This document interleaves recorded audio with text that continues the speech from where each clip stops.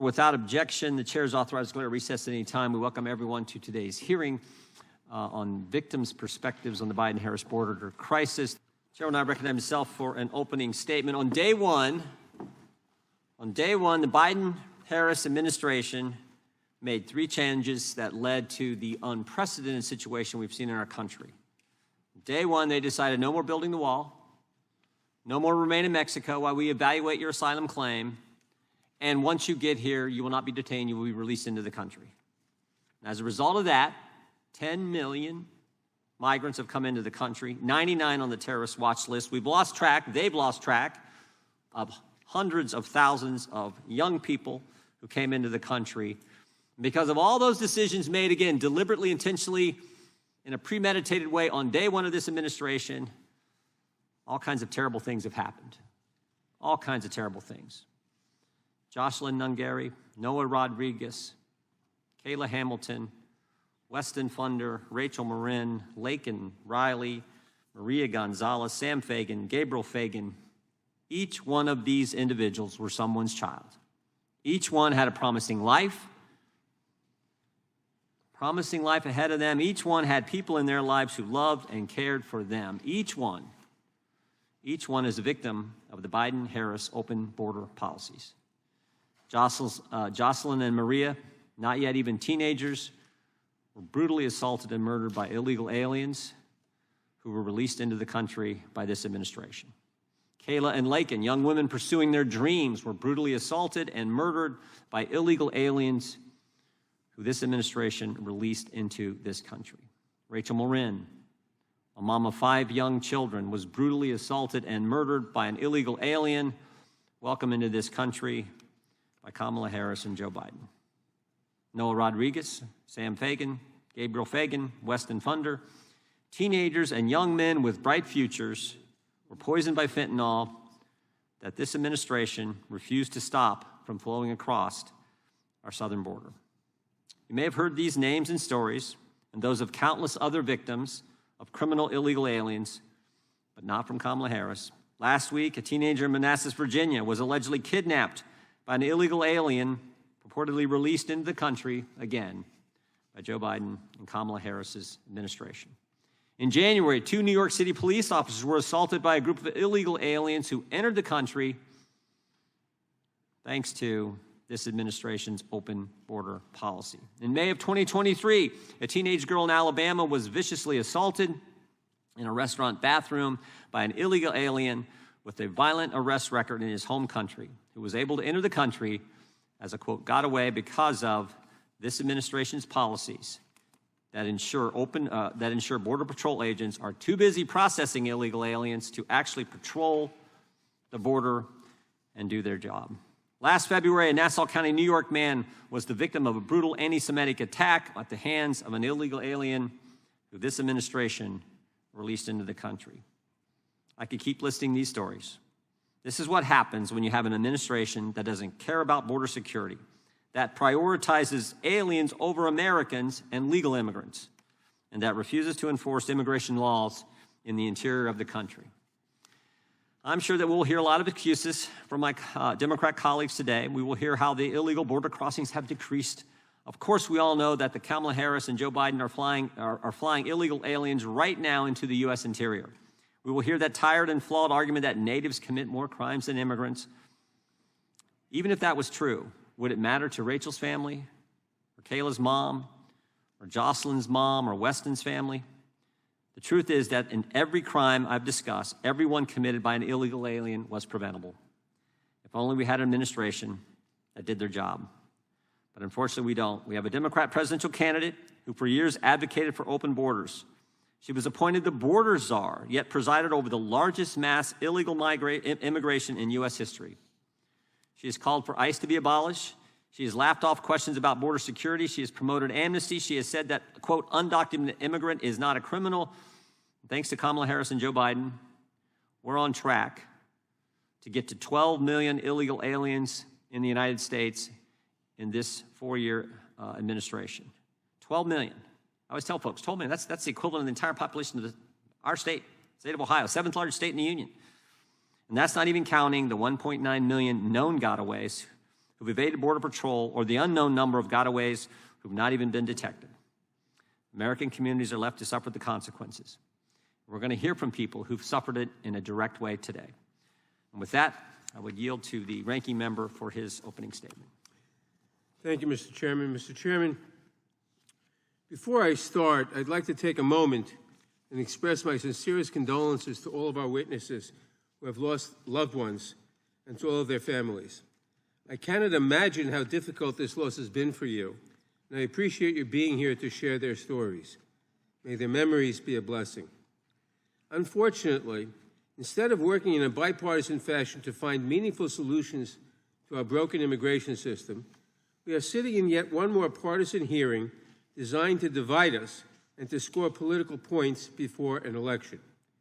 In fact, one of our Republican colleagues said the quiet part out loud last week when he said in this season, quote, "These are messaging hearings that we've been doing," close quote.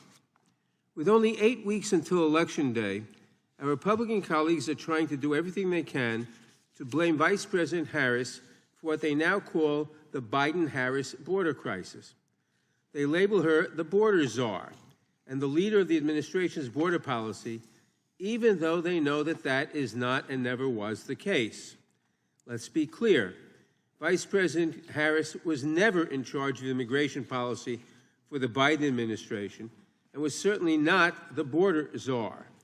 That position does not exist, so of course she could not have been appointed to it. My Republican colleagues know this, of course, but have never let the facts get in the way of their messaging. The truth is that President Biden directed Vice President Harris to address the root causes of migration from Mexico and the Northern Triangle. In that role, she generated over $5 billion in public and private investments aimed at creating economic opportunities in Guatemala, El Salvador, and Honduras. That investment has paid major dividends. Between fiscal years 2021 and 2023, Border Patrol apprehensions of migrants from those countries dropped by nearly 50%. That's because immigration is impacted by factors beyond one country's policies. People do not leave their lives and homes behind on a whim. The people crossing our border immigrate because life has become unsustainable in their home countries, because of factors like persecution or economic, food, or political insecurity. By investing in other countries, we help ensure that people can build a better life for themselves without having to seek security elsewhere. These investments have contributed to the lowest levels of unauthorized crossings in 4 years. But you would not know any of that from seeing my colleagues do their press hits on Newsmax or from what we have heard today. During today's hearings, we are going to hear from family members who have lost a loved one from fentanyl poisoning or as a result of a crime committed by someone who entered the country over the last 4 years. There is a verse in the Torah that hangs in my office, Tzedek, Tzedek, Tirdof, justice, justice shalt thou pursue. The families here today want justice for their loved ones. They want to ensure that no other family has to suffer the pain of what they have gone through. These are noble goals. The heinous crimes these families have suffered should be universally condemned. The perpetrators should be prosecuted to the fullest extent of our laws, and then they should be removed from the country. But this is not a story that began 4 years ago. Tragically, the same story could be told of any president. Former President Trump's administration released undocumented immigrants who went on to commit crimes. Now, do I blame President Trump for those crimes? Of course not. He has his own crimes to worry about. And as I have said all Congress, no president has ever had the resources to detain every individual who crosses the border without authorization. Our immigration system is broken, and it will take a substantial bipartisan effort to fix it. We need more judges and asylum officers so migrants can have their asylum cases heard in a matter of weeks, not years, so we can stop so-called catch and release. We need to expand lawful pathways for migration, as the Biden-Harris administration has been trying to do, so people can come to the United States after they are vetted in an orderly and safe manner. And we need to look at immigration in a holistic manner to see the benefits that immigrants bring to this country and not focus only on the negatives. Immigrants' contributions have helped ensure that we came out of the pandemic stronger than any other advanced economy. The nonpartisan Congressional Budget Office found that recent immigrants will cut the deficit by $900 billion and add revenues of $1.2 trillion over the next decade. Immigrants make essential contributions to our society, our economy, and our character as a country. And they do so despite an immigration system that has been profoundly broken for decades. But all Congress, my Republican colleagues, have shown they do not have an interest in fixing the system so that we may take advantage of the remarkable contributions that immigrants make to our country while keeping out those who would do us harm. Instead, they would rather blame Democrats and push unworkable solutions. Republicans spent a year saying that their dream bill, H.R. 2, is the only way to secure the border, even though they know that it cannot become law, having failed twice to pass the Senate, receiving just 32 votes earlier this Congress. In the Senate, I would note, with 49 Republicans. Then they insisted that the price of helping protect Ukraine against Russian aggression was enacting harsh border enforcement legislation. Senate Republicans even managed to find bipartisan support for a border bill in the Senate, a bill that Minority Leader McConnell called the toughest border bill in 30 years. But Republicans could not take yes for an answer.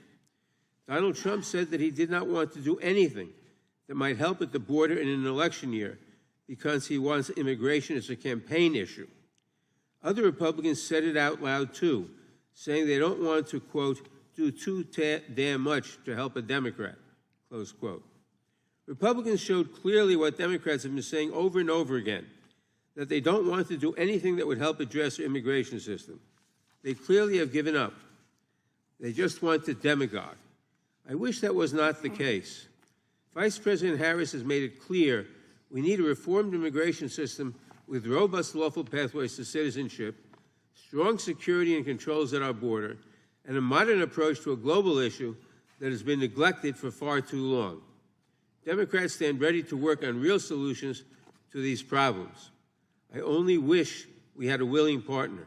I look forward to hearing from our witnesses today, and I yield back. Gentleman yields back without objection. All of the opening statements will be included in the record. Today's witnesses, we start with the Honorable Mike Boudreaux. Sounds like you got roots in Louisiana with that last name. Sheriff Boudreaux is a lifelong resident of Tulare County, California, a place I've been. His 38-year career in the Sheriff's Department began as a sheriff deputy when he was 19 years old. He has served as sheriff since 2013. Sheriff Boudreaux holds a Certificate in Criminology, Administration of Justice, Associate of Science degree in Administration of Justice, a Bachelor of Science degree in Criminology and Management, and a Master's degree with course study in the Administration of Justice and Organizational Development. Sheriff, we welcome you today. Ms. April Aguirre began her crime victim advocacy in Houston, Texas, after her 9-year-old niece was shot and killed while riding in a car with her parents. She's a veteran of the United States Air Force, where she trained as a nurse. She has an associate's degree in criminal justice from Houston Community College and a bachelor's degree in criminal justice from the University of Houston. We appreciate you being with us today. Ms. Tammy Nobles is a realtor from Norfolk, Virginia. She volunteers part-time as president of the Down Syndrome Association of Hampton Roads and is a mother of Kayla Hamilton, a victim of a criminal illegal alien, and we appreciate you and sympathizing with your loss. Ms. Patricia Morin, a mother of 6, including Rachel, who was the victim of a criminal illegal alien, stay-at-home mom for 25 years, homeschooled her children. She returned to the workforce after her oldest child graduated from high school and worked in the mortgage banking industry and retail management until she retired. She currently works part-time as an office administrator for a church and resides in Maryland, and we appreciate you being with us as well. Ms. Ann Fundner is a wife and mother of 4, whose 15-year-old son, Weston, was poisoned by fentanyl. Since then, she has spoken publicly about her son's death to promote change and educate American families about the consequences of the fentanyl crisis. We appreciate you being with us as well. And Ms. Alex Nungaray is a resident of Houston, Texas, and is the mother of Jocelyn, a victim of criminal illegal aliens. Dr. Cecilia Farran Mendez is a researcher with the Institute of Global Conflict and Cooperation at UC San Diego, and the Center for Studies on Security, Intelligence, and Governance at the Institute Technology de Mexico. Her research and work focuses on organized crime, female participation in criminal groups, and U.S.-Mexico security cooperation. And finally, Ms. Melissa Lopez We will now yield to the gentlelady from Texas to introduce a witness from her district. Thank you, Mr. Chairman. It's my pleasure to introduce a fellow El Pasoan to the committee this morning, Melissa Lopez, who is doing vital work as the Executive Director of the Estrella del Paso organization. Estrella del Paso is the largest legal services provider in our region. They assist asylum seekers, victims of trafficking, and migrants who have faced a host of dangerous and life-threatening situations. Over a career spanning 17 years providing legal services for immigrants, Melissa has met countless immigrants and experienced firsthand just how many people come to the United States in order to pursue a better life for themselves and their families. Ms. Lopez, thank you for all of your work and welcome. Thank you. Gentlelady yields back. We will welcome our witnesses and thank them for appearing today. We will begin by swearing you in. Would you all please rise and raise your right hand?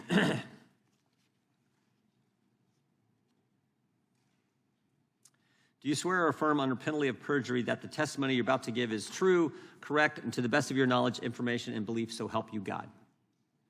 Let the record show that each of the witnesses answered in the affirmative. You can be, thank you, you can be seated.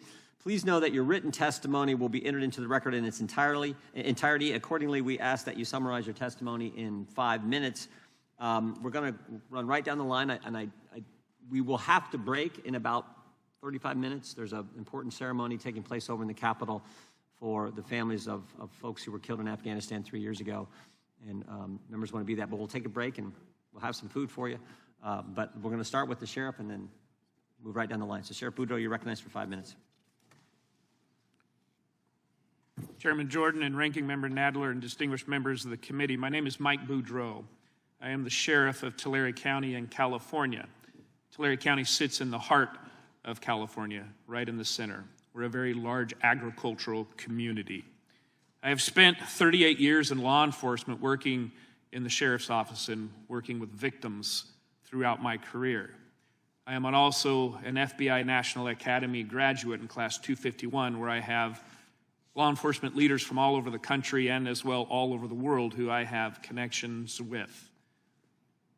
When it comes to the dangerous and sometimes deadly impacts of what I feel is a failed Biden-Harris administration on open border policies, the impacts of illegal immigration in California, I must say that I have a front row seat.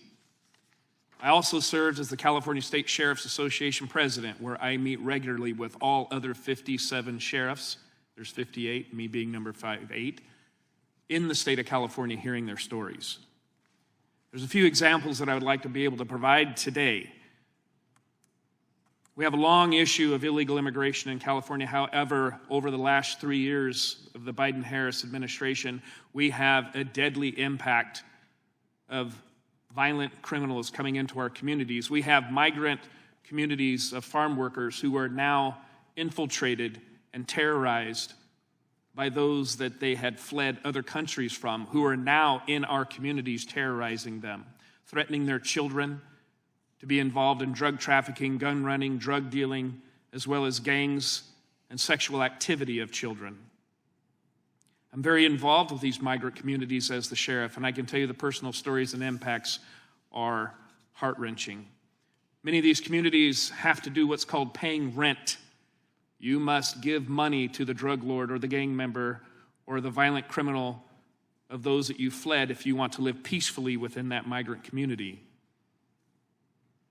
I'm very familiar with Kamala Harris as the Senator and Attorney General in California, and I can tell you that the words that she has often spoken when it comes to defunding the police and ICE kin to the KKK is demoralizing to law enforcement and those trying to protect our country and protect victims here in California and the United States.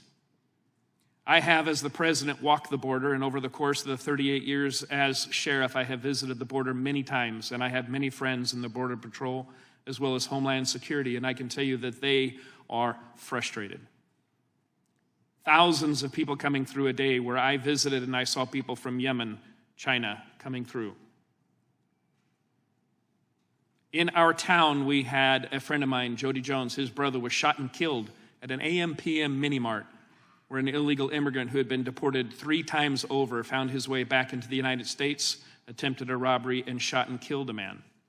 my deputies got into a pursuit and got into a violent shootout with this man. We have a case where that's called the reign of terror. I can tell you, as the Attorney General, Kamala Harris often lessened the impact of law enforcement with her quotes of defunding the police. I have story after story, but most recently what we're starting to see is an influx of Mandarin, or those from China. We're unraveling a human trafficking case of over 40 women who are involved in sexual prostitution up and down the state of California, who have found their way across the border and are here illegally, and that case is ongoing. We have financial crimes from Mandarin, thieves from China, who are stealing millions of dollars online from our elderly in the Central Valley and up and down the state of California. We had an illegal immigrant, El Mano Negro. He was a hired hand by the cartel, where we arrested, and finally he admitted to killing and assassinating over 25 people in our county at the hands of the cartel. We just unraveled a cartel in our county, dismantling that cartel. The people in that cartel that we arrested openly admitted that within the last 3 years, it's easier now to move human beings, drugs, guns, fentanyl most specifically, across the border, and that it's easier now than in the history of their cartel. I can tell you, because of the Biden and Harris administration, law enforcement resources are quickly depleted. We have victim after victim that we see, as you'll hear today, and that these stories are not unfamiliar to law enforcement up and down the state of California. And so with that, I'll conclude and turn it back over to you, Mr. Chairman. Thank you, Sheriff. Ms. Nobles, you're recognized for 5 minutes. Good morning to the members of the committee. Thank you for allowing me to speak. On July 27th, 2022, I received the worst news that a parent can ever get, that my newly 20-year-old daughter, Kayla Hamilton, was found deceased with injuries consistent with homicide. There are no words that describe the heart-wrenching, soul-crushing pain of losing your child so horrifically. Kayla was a happy and loving person. She loved life and God. She was extremely ambitious, and despite having autism, she was determined to make her way in this world. She loved animals, especially her cat Oreo, and cared about the homeless. At first, we knew very little details of the murder until an arrest. At the end of March of 2022, Walter Javier Martinez was apprehended by Border Patrol, crossing illegally into the U.S. Martinez stated that he was 16 years old and feared gang activity in his country in El Salvador. As an unoccupied alien child, Martinez was granted access into the United States with no background checks or vetting. Homeland Security did not verify the sponsor and allow Martinez to go live in Frederick, Maryland. There were behavioral issues with him living with the sponsor, and he ended up staying with his half-brother who lived in the same neighborhood, Mobile Park, as Kayla. There were behavioral issues with Walter, so the half-brother called the property manager, owners of the mobile home park, which I thought was a legit company. We learned that an illegal immigrant couple owned the mobile homes and took it upon themselves to allow this 16-year-old to rent a room in the same mobile home as Kayla. Martinez was living there less than 5 days before he violently and brutally murdered my daughter. Walter Javier Martinez broke into Kayla's room while she was sleeping that morning. Kayla left a voicemail on her boyfriend's phone. According to the voicemail, a struggle was going on, and Kayla can be heard crying, groaning, and struggling to breathe. Martinez can be heard on the voicemail hushing her, and near the end telling her, "I'm sorry," in Spanish, while strangling her with her phone charging cord. After she was deceased, Martinez tied her up and sexually assaulted her. This was confirmed by the annual swabs that matched Martinez's DNA. Kayla fought for her life that day. She had bruises up and down her arms, her fingers, the left side of her face, her back, and down her leg, and deep wounds to the neck from the charging cord. Local police knew right from the beginning he was the main suspect just by their initial investigation. It took the Aberdeen police to confirm that Martinez was a known gang member of MS-13 and that Martinez had a criminal record in El Salvador in 2020. If Homeland Security did a background check, then they would have known this. and Martinez wouldn't have been able to be on U.S. soil. With Martinez being 16 years old, Maryland Child Protective Services took custody of Martinez until the DNA results came back. The Aberdeen Police Department was very transparent to CPS. The Aberdeen Police Department demanded that Martinez be held in a secure location because he was a threat to society based on the murder and injuries of Kayla Hamilton. It was later learned that Child Protective Services placed Martinez in a group home with other children and then placed Martinez in a foster home, which allowed him to be enrolled in high school. This was also confirmed by an investigative reporter with Fox 45 Project Baltimore who got an actual confirmation from Edgewood High School. While in jail, a letter was intercepted that Martinez wrote, confessing to 4 murders and 2 rapes. Martinez ended up pleading guilty and taking the plea deal of 70 years. Since he was a juvenile at the time, even though he was tried as an adult, Martinez couldn't get life without the possibility of parole. This is not a political issue. This is a safety issue for everyone here living in the United States. Not only was Kayla's life put at risk and taken, so many other children and adults were at risk. The Biden-Harris administration is not putting the American citizens' safety first. The United States government must secure our border. We need to properly vet and background check all border crossers. This isn't about immigration. This is about protecting everyone here in the United States. Thank you. Thank you, Ms. Knowles. Doctor? Thank you, Mr. Chairman. Chairman Jordan, Ranking Member Nadler, and members of the committee, thank you for conducting this hearing and the opportunity to explain why characterizing the U.S.-Mexico border as a region in crisis is an inadequate and unproductive way for addressing North America's cross-border challenges. I appreciate the invitation to participate.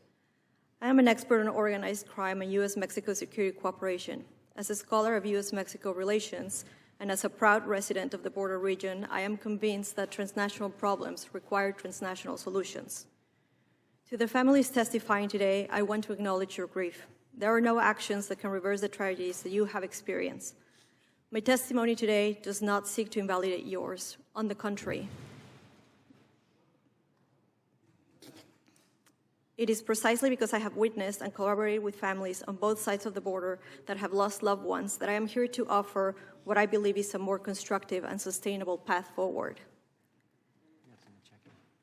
I apologize. We got someone checking just to make sure that everything's fine, but Thank you. We'll Shall continue. Yeah, you can continue, Doctor. Thank you.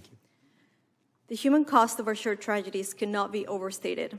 Today, Americans are more likely to die from an opioid overdose than a car crash.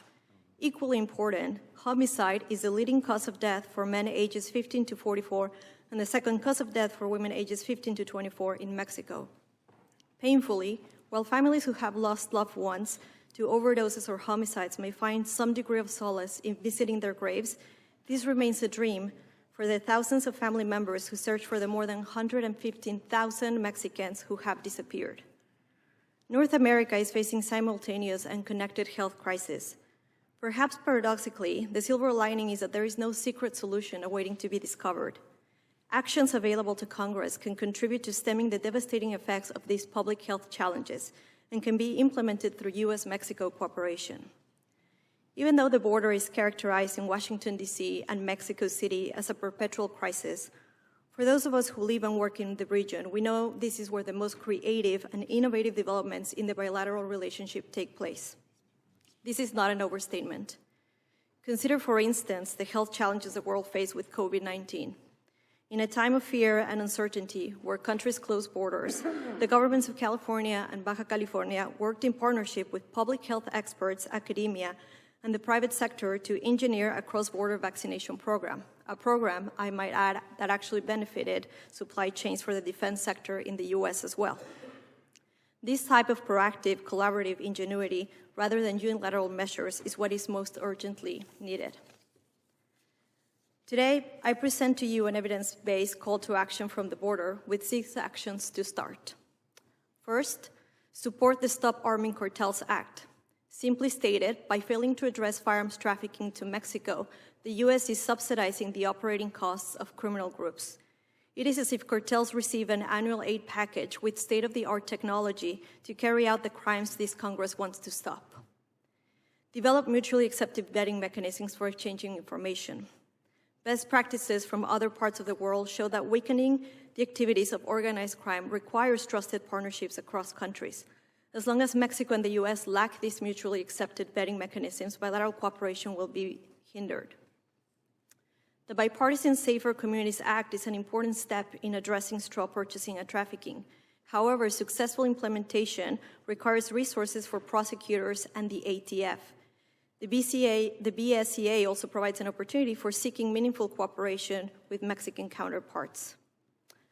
Provide funding and support research for improved metrics of border security. In 2024, it is unacceptable that the indicators of border security are detentions and seizures. Recording how many people were stopped or how many drugs were seized hardly builds a smart border. There is significant room for improvement. These metrics should be developed in partnership with civil society, the private sector, and academia. And finally, visit the border and its binational communities.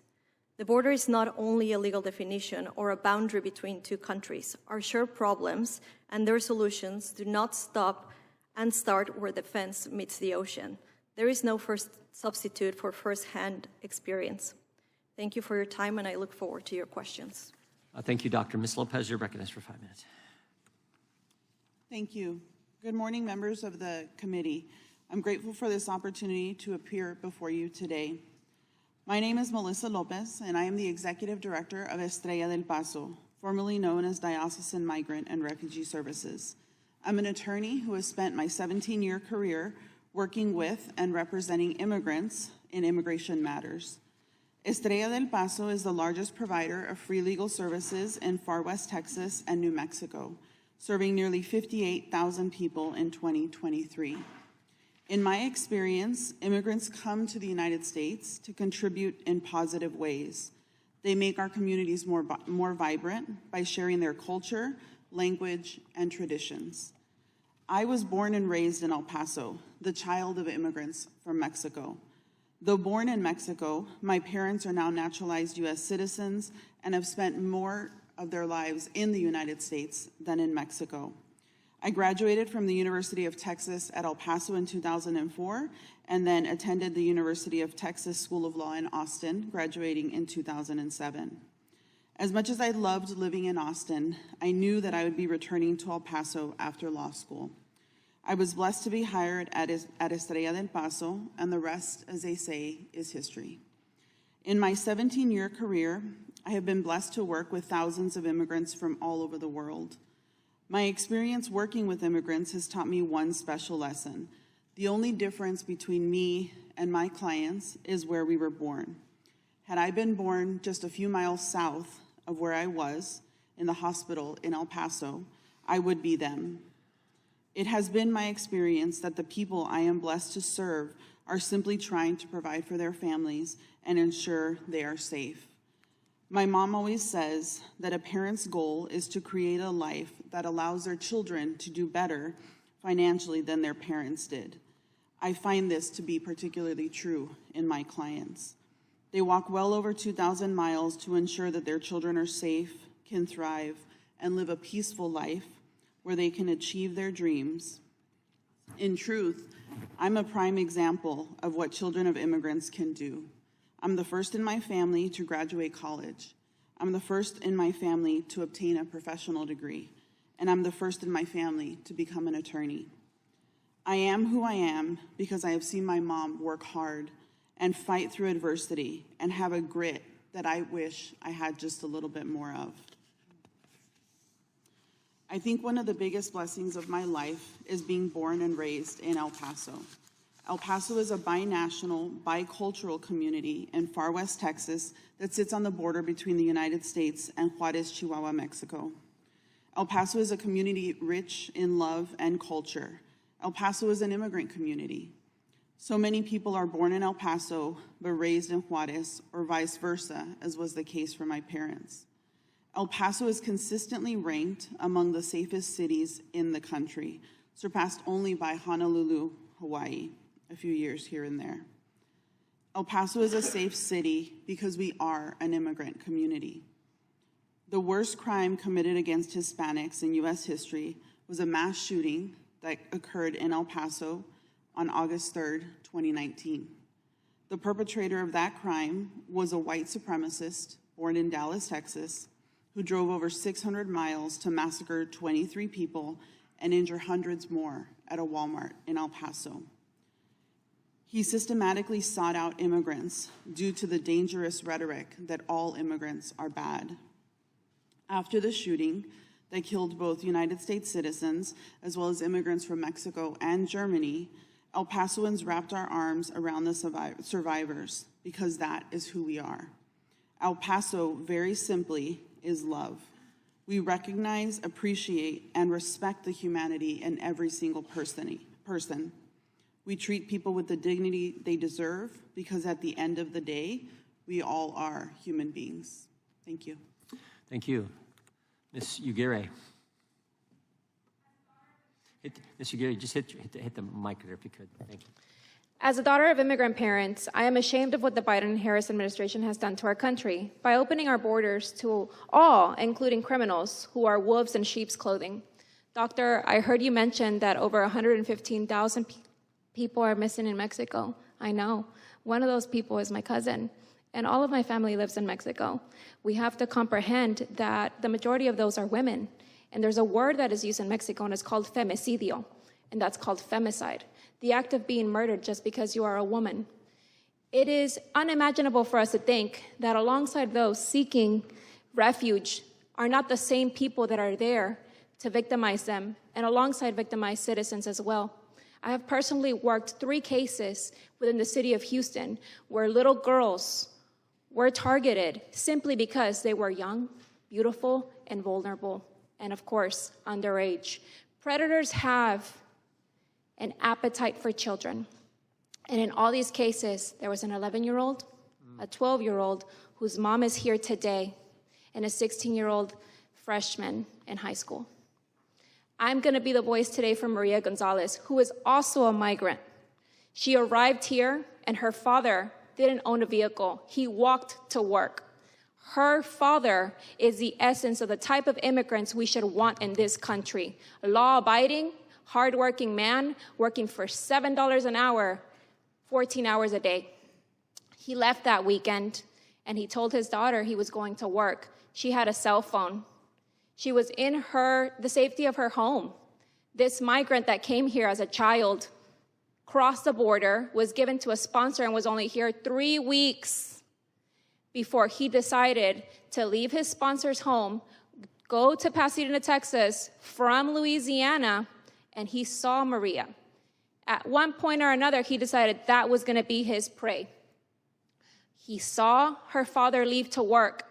He knew their schedule. He knocked on Maria's door. Maria, recognizing that it was a neighbor, told her father on WhatsApp on a voice message, "Hey, Dad, somebody's knocking on the door." And she said it in Spanish, "Papi, me estás tocando la puerta." Dad, is that you knocking on the door? Thinking her father had forgotten something. That was the last time he ever heard Maria's voice. When Maria went to the door, there's a little chain that we have in those apartments, right? When you open the door to try to keep us safe, that chain was not enough to keep this animal out of Maria's apartment. He pushed his way in, and Maria fought for her life. She was 11 years old. To all of you, 3 little girls passing away may not be many. But what if one of those little girls was your daughter, your granddaughter, or your niece? Can you imagine them trying to fight off a grown man off of them? The shock of being undressed. The pain of being beaten and smothered. Trying to fight for your life while a predator's one objective is to use them to satisfy their sick and demented appetites. Our girls deserve protection. Our girls deserve to live their life without fear. Our girls deserve to perish in a natural manner of old age. We live in a society where we have gained so much medical advancements that if you have cholesterol, diabetes, heart disease, they will take care of you. But we're losing healthy children. And this case to me resonates because she's also a migrant child. And this says to me we're letting everything through the border because we're not checking them. And you're victimizing citizens, You're victimizing immigrants alike. We're not against immigration. We're against unvetted immigration. And I want you to know, as a woman who has a majority of their family in Mexico that are not privileged enough to be in this country, there's no such thing as collecting DNA swabs. There's no such thing as embalming. There's no such thing as doing a real autopsy like we do here. Mexico and Central America is where predators thrive. You think they come here to this country and it's the first time they do this? No. This is just a place where we figure it out, and we care about our daughters, and we're gonna find out. Finding a little girl in Mexico that has been sexually assaulted is just a normal Tuesday. It's nothing unusual. So I want you to know, immigration is good. I am the living proof of that. My parents don't even have a speeding ticket.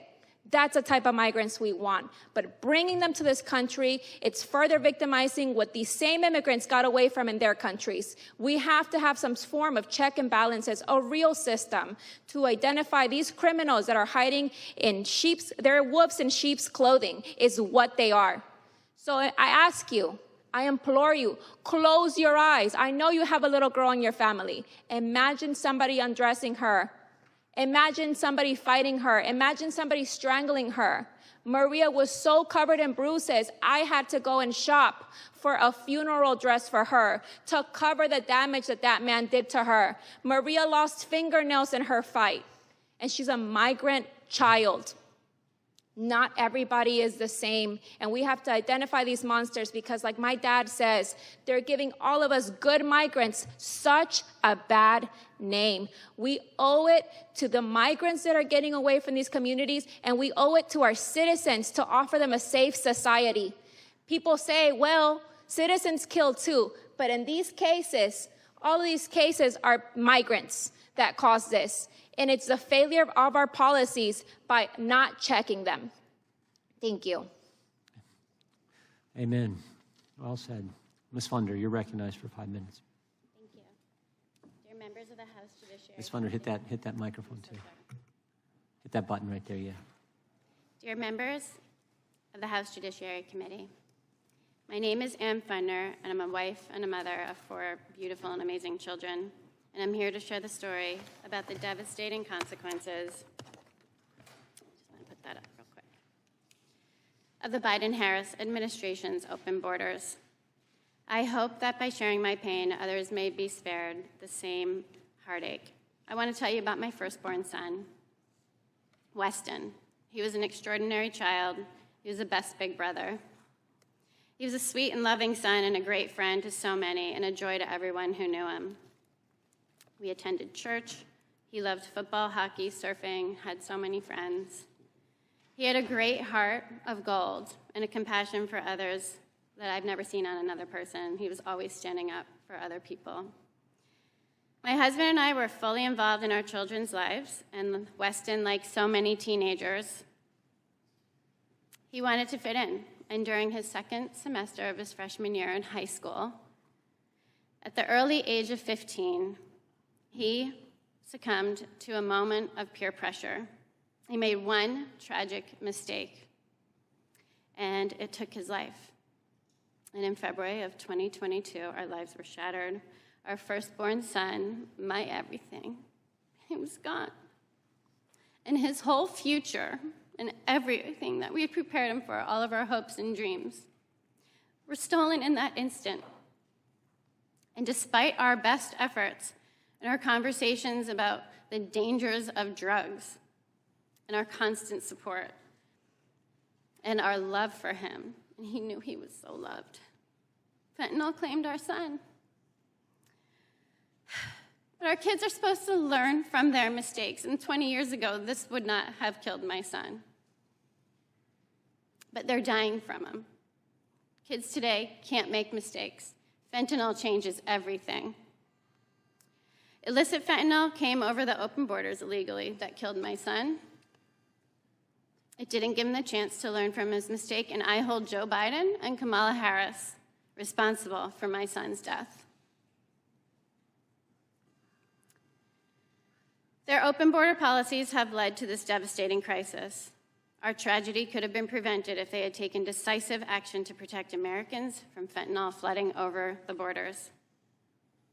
Instead, they've exacerbated this issue with their open border policies, and Vice President Harris, appointed to manage the border situation, and I have her tweet from March of 2021 that specifically says that she has been appointed to the border. And every Democrat, I hold Vice President Harris appointed to manage a border situation, and she has failed to act. Joe Biden, Kamala Harris, and every Democrat who supports these open border policies are complicit in the deaths of 300,000 innocent Americans, including my son, Weston. Say his name. Look at his picture. Since this administration took office, 300,000 sets of parents have had to bury their children. In 2021, till now, 300,000, and that doesn't include 2024. It's now the leading cause of death for Americans aged 18 to 45, and it's rapidly becoming the #1 killer of teens, with 14 and under being the fastest growing demographic. And I can show you every day, babies are dying from this. Toddlers, 12-year-olds, 14-year-olds, your children, your grandchildren, and it can happen to anybody's children. President Biden, who knows the pain of loss and losing a child and has another child who has battled addiction, you would think that he would prioritize this issue, yet he remains absent. And Vice President Harris's March 23rd of 2021, her tweet claimed that she was appointed to address the border crisis. She acknowledged the difficulty of the task, but that it was a necessary one. However, for over 3 years, she has done zero to address this problem. The open borders are a matter of national security, and when this administration opened the borders, they gave operational control to the cartels who are operating a multi-billion-dollar business on American soil. I just want to say that, unregulated, tax-free. While not addressing the problem, it will continue to happen. I want to tell you how evil this drug is on our children. If your child tries fentanyl one time, it's not a matter of if they will die, it's a matter of when. The drug dealers are very well trained, and they're manipulative and predatory. They know it's 50 times more addictive than crack, and so if your child tries it once, they've got a customer. Withdrawal symptoms set in after one time of trying it. Within 2 to 3 hours, your child will be battling severe symptoms that we as adults could barely handle. And drug dealers, like groomers, convince your child that they can't tell their parents they've done something wrong. So they give them more. And now you have a child trying to deal with an addiction that they never wanted for the first time in their life. And for $7.50, you can deliver it to your front door, placed under a mat, where your child can deliver it to their front door on social media. Parents are finding their children dead in their beds, a place that should be their safe space of comfort, where they lay their heads at night. And in the morning, parents are waking up to this nightmare. And it's being supported by drug dealers, supported by the cartels, coming over our wide open borders. This one. Okay. I'm almost done. Yeah, go ahead. Okay. Quickly. Okay. Thank you. Few in this room can truly understand the depth of my pain, and unfortunately, too many families in America can. Weston is gone, and his death is a direct consequence of the decisions made by the Biden-Harris administration. The open borders have been allowed to persist and have led to tragedies like the one that I shared and shattered my family. I stand before you today to hold them and anyone who supports open borders accountable, and I implore you to take this to heart. Thank you. Let this be a catalyst for change, because the decisions that we make will prevent further tragedies and save lives. Thank you for your time, and thank you for the extra time. You bet. Thank you. We're going to go, if we could go real quick, but then we do have to take out a recess. Ms. Morin, you're recognized for 5 minutes. Thank you. I have before me a written statement, but it's hard for me to read off a piece of paper, so I'm just going to share from my heart. Yeah. My daughter, 37-year-old woman, she has 5 children. On August 5th, she went for a walk on a trail in a small town. We live in a small town in Maryland. We've walked this trail for over 25 years as a family, so it was very familiar, very safe. She went for her daily run.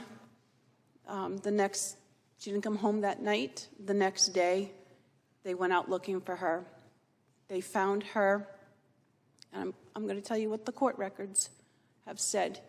They found her badly beaten. She was strangled. She was raped. The medical examiner said she had bruises that blanketed her body. She had 10 to 15 head wounds, and she was stuffed into a drain pipe. I went to the funeral home because I had to decide if we could do an open casket for her, for our grandchildren, for our family. And you could tell from looking at my daughter that they had filled in all the holes with wax. They tried to straighten her broken nose and tried to align her face back the way that to look normal. And she was covered with makeup so thick it didn't even look like it was a human being. And I wasn't allowed to see from the neck down the rest of her body. This person is, we found out after an investigation, we had DNA that came off my daughter, DNA from a crime that he had committed in Los Angeles where he attacked a 9-year-old girl and the little girl's mom. It turns out that this man was an illegal immigrant from El Salvador.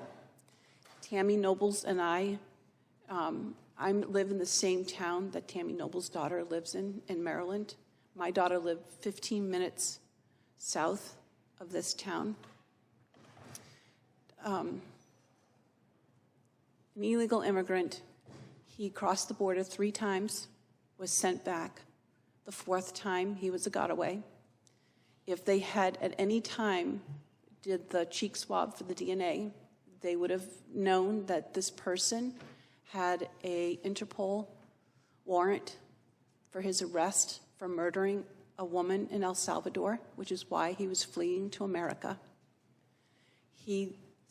After he murdered my daughter, he stayed in the same town where he murdered her, continued to work in restaurants, and changed his appearance. And we did a nationwide search. We did flyers, we did commercials, we've done everything, interviews, everything we could to keep her story alive, to tell the horrible thing that happened to my daughter. I wish there was a way to show you pictures of her and what she looked like, what the crime scene looked like. It's the most brutal crime that has happened in Maryland that they can even remember. Her children are having a hard time. All of us as a family are having a hard time. We have nightmares. And I want to tell you another story. This story happened, I'll make it really short, in 1975. There was a 14-year-old girl who was abducted from her house by a criminally insane man. She was kidnapped. She walked 60 miles towards the Canadian border with this man. No food, no water, walked through the woods. At night, she was raped multiple times. The parents and the police did not expect to find this girl, and if they did, they did not expect to find her alive. I'm that teenager, and I can tell you that what I suffered as a teenager at the hand of a criminally insane man is nothing compared to the horrors that my daughter suffered. And it's because of these open borders. And I realize some of you are disinterested in this because you just think it's a partisan thing. But these are American people These are American families. These are our children, and pretty soon they will be our grandchildren and our great-grandchildren. We need to close the borders. If I can survive a crime from an American citizen, these people that are coming over the border, if they're coming over illegally, it's because they have something to hide. Those that come here legally, they're doing the due process, which is necessary to protect them and to protect us. If they're coming over illegal, it's because they're hiding something. My grandparents were immigrants. They came into America at Ellis Island. They stayed at Ellis Island. They were vetted before they were allowed to come into the interior of the United States. I just left the southern border where I spoke to Border Patrol, and they showed me their gunshot wounds. They told me their stories about how they suffered broken necks, broken backs, fractured skulls. It's a war zone there, and we need to close it. We need to put those policies back into place that kept our citizens safe. Thank you. Thank you. Ms. Nungaray. Good morning, members of the committee. I want to thank you all for having me here to share my daughter's story on how the current administration open border policies have affected us in Texas. I was 14 when I found out I was going to be a mom. I knew I was young and I didn't know how I was going to do it, but I know I needed to do what was right, which was be the best mom I could be to my daughter. I fought for her. December 27th, 2011 was the day the rest of my life changed for the better. Jocelyn Nungaray was born. She was the happiest, chunkiest little baby. She grew up to have this spunky, quirky, funny, beautiful little 12-year-old young lady. She had a personality like no other. She was so caring, loving, thoughtful, one of the greatest friends you could ask for. She was so talented. She had the biggest dreams to be an actress, and she swore that she was going to be famous one day. It has been 2 months and 25 days today since my daughter has passed away. On Monday, June 17th, 2024, my daughter Jocelyn was murdered and thrown in a bayou of water underneath a creek. On that Sunday night before I went to bed, told Jocelyn goodnight, and I loved her. She was there when I closed my eyes that night, and that Monday morning when I opened my eyes, she was gone. She was a preteen, out doing what teenagers do, going to the corner store to get a soda. She was preyed on by 2 illegal Venezuelan immigrants. They saw an innocent young girl and made her a target for their horrendous actions. That Monday morning, June 17th, was terrifying, waking up to know your child was missing and frantically searching the area where her phone was being pinged just 2 minutes away from our home. Driving up to that exact location to see crime scene tape and officers by a bridge, my heart sank. I ran out of the car to the officers. I explained I woke up to my daughter missing, and I don't know where she is, but her phone was pinging right where we were. They said they hadn't seen anything, and they would let me know. Within 45 minutes, I received a phone call from a sergeant asking me to come downtown to discuss her whereabouts. I'm still hanging on the hope that my 12-year-old daughter is still somewhere out there. They bring me to the floor labeled Homicide Division. I didn't know what to think. After being taken to a room, speaking for about every minute I remember leading up to my last moments with her was when they had finally told me that the body where my daughter's Jocelyn's phone was being pinged, followed by seeing the photo I showed them, confirmed their suspicions, and they did believe the Jane Doe body that was found matched the picture of my daughter, Jocelyn Nungaray. My heart shattered. I couldn't believe what was just told to me. A day after being told about my daughter, I was told they were going to need to release pictures of the illegal immigrants and my daughter from footage to the local news stations to help find who murdered my daughter, Jocelyn. They proceeded to tell me how my daughter was murdered. She was strangled to death. She had no clothing from the waist down. Her hands and her ankles were tied and thrown under the bridge of water like she was nothing but garbage. The community of Houston was the biggest support. Just 24 hours for them to be found, arrested, and charged with capital murder. Within those same hours, I received a phone call from the medical forensics confirming that the body was in fact my daughter, Jocelyn. The two illegal immigrants were Johan Jose Martinez Rangel, 22, and Franklin Pena Ramos, 26 years old. They're both Venezuelan natives. The Border Patrol apprehended Johan near El Paso on March 14th and was released that same day on an order of recognizance with a notice to appear. The Border Patrol also apprehended Franklin Pena on May 28th, also near El Paso. On that same day he was apprehended, a judge also ordered Franklin to appear in court at a later date. Because of the Biden-Harris administration open border policies catch and release, they were enrolled in the Alternatives to Detention program. This meant that they were released into the United States. It was not even a full 3 weeks later that they would take my daughter, Jocelyn Nungaray's life. They saw a young girl, my daughter, Jocelyn, and placed a target on her without her even knowing. They were seen on video at 12:57 a.m. on June 17th walking across the street down by the bayou under the bridge. At 3:04, only the two illegal immigrants emerged. They were down there for 2 whole hours. I can't even fathom what was going through Jocelyn's mind, the amount of fear she was feeling in the last moments of her life. Franklin Pena confessed that they had did something bad. The fact that they knew that their faces were exposed all over the news. They were trying to ask their boss for money so they could leave town. It was told, one of the illegal immigrants told the other one after they were finished to throw Jocelyn down in the bayou under the bridge to, quote unquote, get rid of any DNA. Individuals like that do not have a heart. They are nothing but monsters who are predators, and those are the kind of individuals that we so openly let in this country. I believe the Biden-Harris administration open border policies are responsible for the death of my daughter.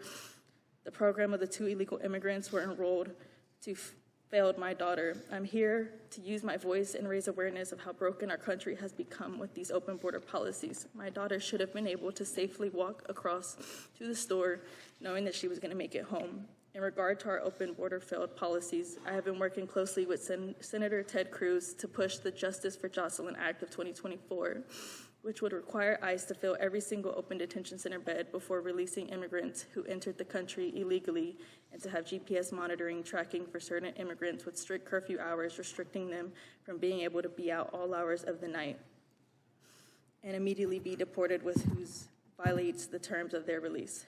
My daughter, Jocelyn Nungaray, was 12 years old. She was an innocent kid doing kid things. She did not deserve to have her life ripped away from her and our family.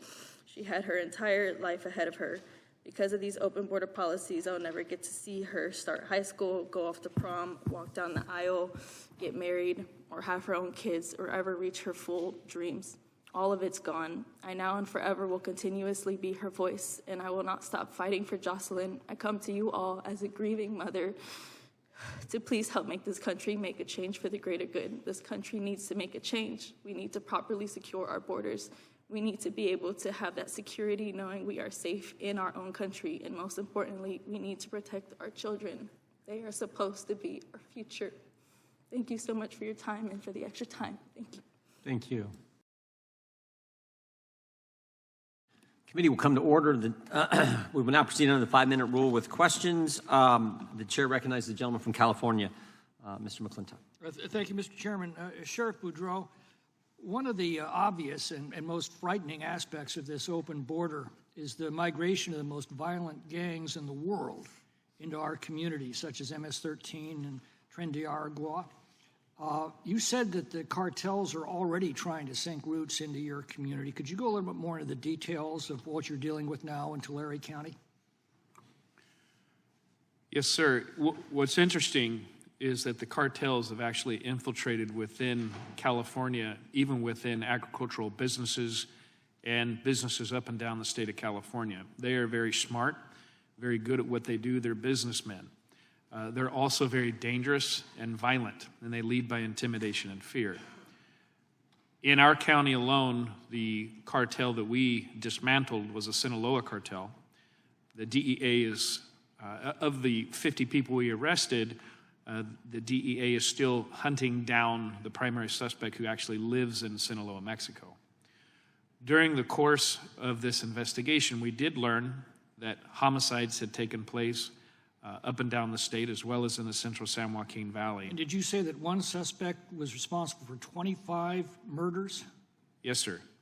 So in another case, this is what you're seeing in California today in real time. real time, we have a man who was an assassin working for the cartel. And this man admitted to over 25 different assassinations that took place at the direction of the cartel. He was discovered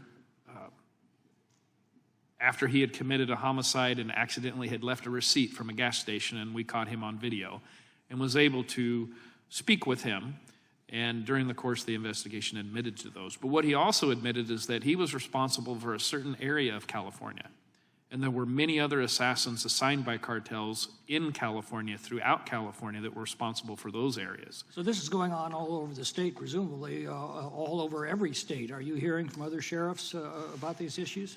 I am. And what are they saying? They're saying much of the same thing. You know, Sheriff Lamb is a good friend of mine out of Arizona who he and I speak pretty regularly. Much of what I speak of in regards to California and the violence as well as the human trafficking, it's mirrored in other states all throughout the United States. Now, illegal migrants often arrive into this country deeply indebted to the Mexican cartels that do actually control the border. How do the cartels enforce these debts on the other migrants? Enforce on the other who? On the other migrants. What's happening in our communities, we're seeing people who have come into the United States on work visas and or victim visas where they're living in these small migrant farming towns. The cartel wants to control these migrant towns and truly lead the same way that they are in other countries, specifically in Mexico. So the violence we're seeing in Mexico is already here and is in the process of getting deeply rooted into our communities. It's already rooted. Wow. What impact would you say sanctuary policies are having on this phenomenon, as well as the Democrats' no-cash bail bonds? Well, I can speak to California. As you are aware, Senate Bill 54 made California a sanctuary state. Here's some of the problems that we're facing. Every sheriff in the state of California in times past used to be able to ask immigration status of those who are arrested and coming through our jails. That no longer is in existence. Sheriffs and law enforcement are no longer allowed under Senate Bill 54, supported by Kamala Harris at the time, spearheading much of the Senate Bill 54 with Sacramento Democrats. So when the Democrats tell us, well, there's no real evidence that illegal migrants cause more crimes, you're not even allowed to ask if they're illegal migrants. Well, and that's part of the formula. If I'm not able to ask, then there's no data to support. And so we are legally bound in California from asking someone their immigration status under Senate Bill 54. Now, the New York Post recently reported that NYPD officers were estimating that about 75% of the violent crimes they're arresting in Manhattan are committed by illegal migrants. Can you give us a rough estimate, just from your experience, what you think is going on in I'd have to give you experience and opinion because the data doesn't allow me to collect it through the formula. Right, but what's your estimate? But what I can tell you is that the crimes that we're seeing based on our investigations, we're well over 50%. Wow. I see my time's expired. Thank you. Thank you, sir. Thanks, gentleman. The gentleman yields back. The gentleman from Maryland is recognized for 5 minutes. Thank you, Mr. Chairman. My staff prepared a speech for me today. I'm going to set that aside and just speak to the witnesses today who are survivors. And I want to say that I certainly offer my condolences. My heart goes out to you for the losses that you've suffered. I did want to say this too, though, in a slight departure from the script that these hearings typically take. I'm a former prosecutor. I spent 4 years as a prosecutor here in Washington, D.C. During the height of the crack wars, we averaged about 450 to 500 murders here per year. And then a short time after that, I became the state's attorney in Prince George's County, Maryland. Ms. Morin and Ms. Nobles, I think you're both from Maryland, and I think the people that handled your cases were state's attorneys as well. And one of the things I found, I got there in office in 2002. I didn't realize it when I was running, but there was a gang called MS-13 that had come to the district, Maryland and Virginia, and was a highly violent gang. They are organized criminally, and they were 20 plus years ago at the time, and they commit extreme violent acts along the lines of what you're talking about. Including, I think the first case we had was they killed a witness with a golf club. As a 14-year-old girl, they tricked her into going into a cemetery, and they beat her to death in the head using a golf club to kill her. And I guess Bush was the president at the time, and we had similar kinds of issues as what we're talking about today. People going and coming back, they'd get deported from here even after being prosecuted. They made them serve out their jail time, and then they would deport them back to El Salvador. But one of them I talked to subsequently, he'd become a witness against other members in the gang, said basically they just viewed it as a free trip home because they knew that they could come back whenever they wanted to. And that was 2003. I think one of the things I'd like to say to you all is I deeply respect taking up the mantle that you've taken up today. You're able to speak with a moral authority that politicians like me really can't. And I know you'd rather trade that in a heartbeat to get your loved ones back. And I know we can't do that today. But I'll say this as well. I've been involved in public service for a long time. In fact, that was my first boss in politics right there, John Conyers. He was the chairman of the committee last time it passed legislation on immigration, which was over 35 years ago. And I also had a chance to, and they did that on a bipartisan basis, by the way. And when I was state's attorney in Prince George's County, we did a joint prosecution with the federal prosecutor in a RICO case. We took down 23 gang leaders. The prosecutor in that case was Rod Rosenstein. And Rod and I had known each other because we'd been on the opposite sides of the Whitewater case. I worked for the Senate Democrats, essentially defending the Clinton administration. He worked for Ken Starr, essentially trying to take down the Clinton administration. And he was obviously a Republican. I was obviously a Democrat. But we were able to come together and work that case together and do it in a successful way. Now, you'll notice that at this hearing that there's no legislation connected to the testimony that's being presented today. I think one of you actually referenced Ted Cruz legislation in the Senate side, but there's nothing pending here in the House that would address the problems we're talking about today. We had the chance to do that, but we chose not to do that. The chairman and my Republican colleagues chose not to do that, and there's a story behind that I don't have time to tell, but it doesn't really get to the point I want to make to you, which is this. Beyond this election cycle, because that's an issue that's in the way of getting something done right now that'll address the kinds of problems that you're talking about, there's going to be more opportunities for you to use your voices and your platforms to address these kinds of issues. I'm a Democrat, you're Republicans, or they're Republicans, you may be independents, I don't know. But I know that there's truth on both sides on this issue, and there's a way to get to a place where we can resolve it, but we won't do it in a partisan way. And so I want to thank you for coming today, and I urge you to continue the struggle, the fight, the voice. I think, Ms. Nungaray, you said you will forever be her voice. I know that's true for all of you, and I encourage you to continue in that fight and that effort.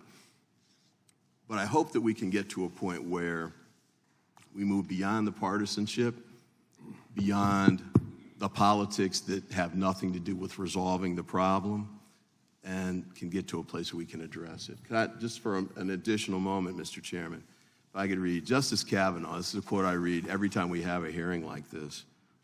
And he's a Republican, obviously, but I want to say, as the district court found, the executive branch does not possess the resources necessary to arrest or remove all of the non-citizens covered by the arrest and removal statutes. That reality is not an anomaly, it is a constant. For the last 27 years since those laws were enacted in their current form, all 5 presidential administrations have determined that resource constraints necessitated prioritization in making immigration arrests. In light of the inevitable resource constraints and regularly changing public safety and public welfare needs, The executive branch must balance many factors when devising arrest and prosecution policies. I read that just to say this. 5 administrations have come and gone. We still haven't gotten things done. We're not going to get anything done today from a legislative standpoint, but there's a way to get it done if we can come together and work in a bipartisan way to do it. And so I thank you for the work that you've done and you will continue to do. And I yield back the balance. The gentleman yields back. Before yielding to the gentleman from Arizona, I would just point out, bad things may have happened 20 years ago, but obviously more bad things are happening now in light of 10 million people in 3.5 years coming into the country. That's the different dynamic. That's what our witnesses are talking about. I yield to the gentleman from Arizona. If I might, 5 minutes. Mr. Chairman? I gave you an extra 2 minutes. Mr. Chairman, thank you. And what I point out is I don't want to get distracted by responding to all of what I would call blather I just heard. But I will say this. The Republican Party joined with Democrats to pass H.R. 2 15 months ago.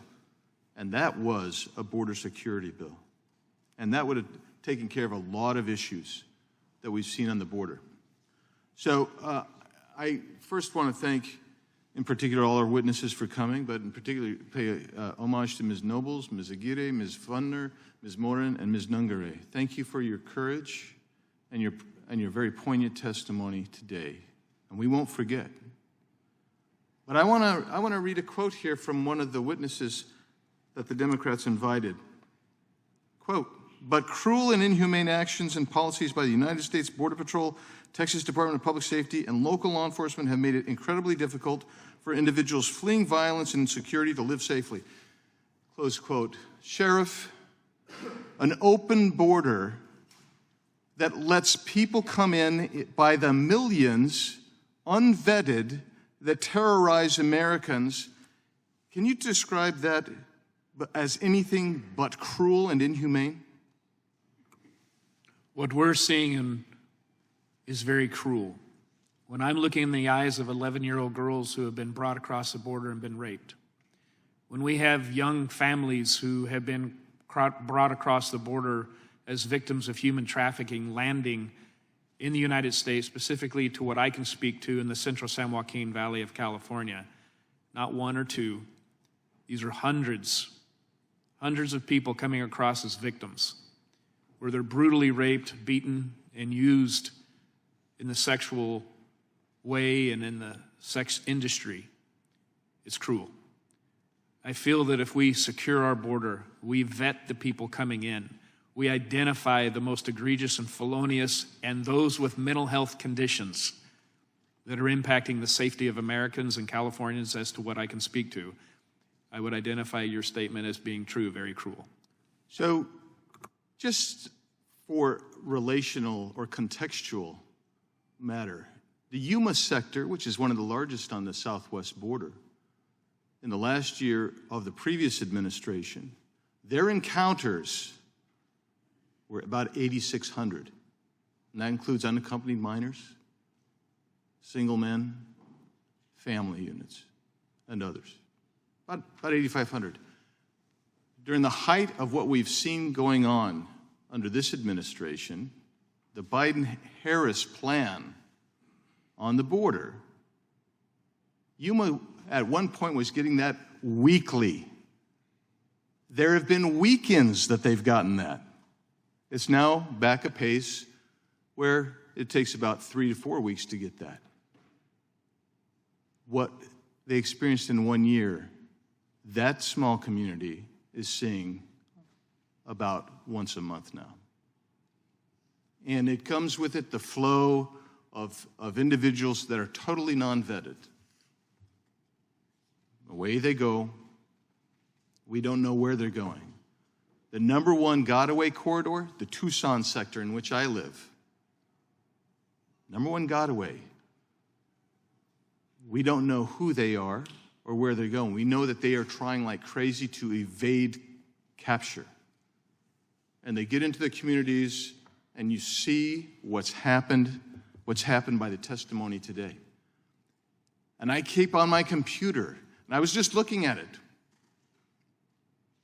earlier today, There literally were hundreds of articles over the last 3 months of violent crimes perpetrated on Americans and those who are legally in the country by those who've illegally come into the country and been released.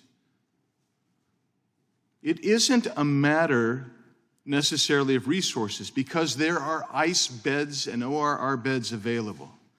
It is a matter of policy because they won't let you, Sheriff, actually report to ICE and request information. And if there's an ICE hold, can you turn them over to ICE? You cannot. It is policy that has driven the grief that you see here today.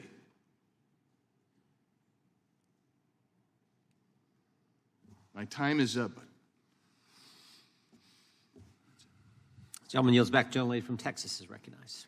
Thank you, Mr. Chairman. I first want to also express my profound condolences to each and every one of you who've suffered loss. I have 2 kids. I'm a mom. I would do anything for my kids, and I cannot imagine the grief of losing a loved one in such a tragic way. So I want you to know how much I respect the courage that it took for you to be here today to share your grief and your pain. I represent El Paso, Texas, an incredible community right on the U.S.-Mexico border. I'm the only member of this committee who actually lives on the border, raised her kids on the border. I'm a 3rd-generation border resident. And there is no one who wants to modernize our outdated laws more than those of us who live on the border. We are the families that have for decades been trying to help the federal government treat people with dignity and humanity. And we have long been asking for reform. I think what is most frustrating to me as a member of Congress is what is happening today at this committee hearing, where we have colleagues who are exploiting people's pain for political purposes. And unfortunately, that's what's happening today. The finger pointing at the administration by members of Congress is frustrating to me as a member of Congress because we are the ones who write the laws. It is legislators who are responsible to write the laws around immigration, around border policy, and it is up to legislators to adequately fund the resources necessary. I can tell you that I have been pushing a bipartisan comprehensive immigration reform bill that addresses outdated border policies and that addresses migration and immigration together. There are 8 Republicans who've had the courage to join that bill. None of them are on this committee. And that bill cannot move because of the obstacles put in front of that. The administration has tried and asked over and over again for adequate resources. They've been hamstrung by obstacles put in the way, preventing those resources from getting to where they need to be. Mr. Ivey mentioned a Senate bill so draconian, I could not have voted for it. It was enforcement only. It was, to me, not workable because it was so focused, again, only on enforcement. But it wasn't Democrats who stood in the way of that. It was the folks on the other side of the aisle who torpedoed what was the most border hardening bill ever written. And that's what Republicans called it. And with regard to, Mr. Ivey, you mentioned wanting solutions, and one of our colleagues mentioned H.R. 2. I know you're aware of this, but their bill, H.R. 2, relies almost exclusively on Mexico. And if Mexico wasn't doing the job that they're determining needed to be done in H.R. 2, H.R. 2 was a fantasy. It wouldn't do anything. My point is this. when there were mass shootings, including, as Ms. Lopez mentioned, a mass shooting in El Paso, Texas, by a white supremacist, 23 people shot and murdered in cold blood with an assault-style weapon, traumatizing an entire community. We held hearings that were linked to solutions. We wanted to solve the issue. We wanted to bring resolution. We wanted to find a path forward so that people wouldn't live with the kind of pain that communities like ours that have lived through mass shootings had to live through. There is very little interest on the other side of working in a bipartisan way to find meaningful solutions. You all deserve that. Our country deserves that. And there are those of us in Congress fighting to get to those bipartisan solutions because we don't want to see families living in pain. We don't want you to endure the loss. We don't want anyone else to endure the loss that you all have endured. I and other colleagues are going to continue to work on those bipartisan solutions because that's what our country deserves. I hope you will join us in fighting for those bipartisan solutions because it's long past time that we get there. Mr. Chairman, I yield back. Gentleman yields back. Ms. Nobles, did Republicans on this committee, Ms. Nobles, Republicans on this committee or any of Republican staff exploit you in any way to come to today's hearing? No, I am not being forced to be here. I am here because I want to be here and I want changes to be made and I'm fighting for here for my daughter. And I can't speak for everyone else, but I'm sure the other witnesses weren't even forced to be here either, and they want to because they love their children. In fact, my understanding is our Republican staff helped you get answers to the murder of your daughter that you didn't get from anywhere else. Our staff helped get that information by going to DHS. You have. Yeah, yes. How about you, Ms. Morin? Did you feel exploited in any way? That's what the Democrats just said. No, I don't feel exploited. You're here to tell your story about what's going on out there. Ms. Nungaray? No, I do not feel exploited. I simply want to raise awareness that we need change, and my daughter's voice and her memory should not get lost in that. Well said. Ms. Fundner? No, I don't feel exploited in any way. As a matter of fact, I find it very interesting that all 5 minutes for both of your testimonies on the left have not had any questions for us up here, but instead a speech. And I will tell you, I'm getting tired of hearing about the most comprehensive border bill, which did nothing for for American citizens. It gave visas to people who needed to extend their visas, and it gave asylum to people coming over, and it did zero for an American citizen. And I would love somebody to answer to me what it actually did for American citizens. It did not do anything for an American citizen. Ms. Aguirre? Ms. Aguirre? It's insulting that you would say that to these families, that you would make an assumption that they're being used or exploited anyway. You know, what I will do is I'll give you my number. It's 281-673-0736, and I'd like a phone call from you to see what you can do to help these families, because every single week I get bombarded with calls from victims all over the United States, but I'm just a small person with a small foundation that helps people here locally in Houston and Harris County. Not one time when her daughter was murdered and I was helping her navigate the criminal justice system did one Democrat call me to offer their assistance. It was only Republicans, and I am an independent. I vote both ways. So it's insulting. No, please don't speak over me, because I'm still talking. Okay. I'm not done. I have the mic. I have the floor. I have the floor. If you want to answer me, you ask. The chair has the time, and the witness is allowed to respond. So I'm asking, you said some very broad statements. It's insulting. These people lost loved ones. They lost children. And we want to see a difference. We may not understand everything that's going on, but I assure you that we're not being used in any way. And if today somebody calls that number that wants to help from any side of the aisle, we want solutions. That's so what I'm still talking. So please don't. I just talked don't about. make an assumption. Don't make an assumption that we're being used. That is insulting. The time belongs to the chair. The chair exploitive. now yields. Insulting. The chair yields the remainder of his time to the gentleman from Texas. I thank the witnesses. I thank the chairman. Ms. Nungaray, your daughter was taken from you in June of 2024, this year, correct? Yes, that's correct. She was killed by two Venezuelan men who crossed into Texas in March and May of this year, correct? That's correct. Those 2 Venezuelan men that crossed into Texas were released by this administration into the community after crossing, correct? That's correct.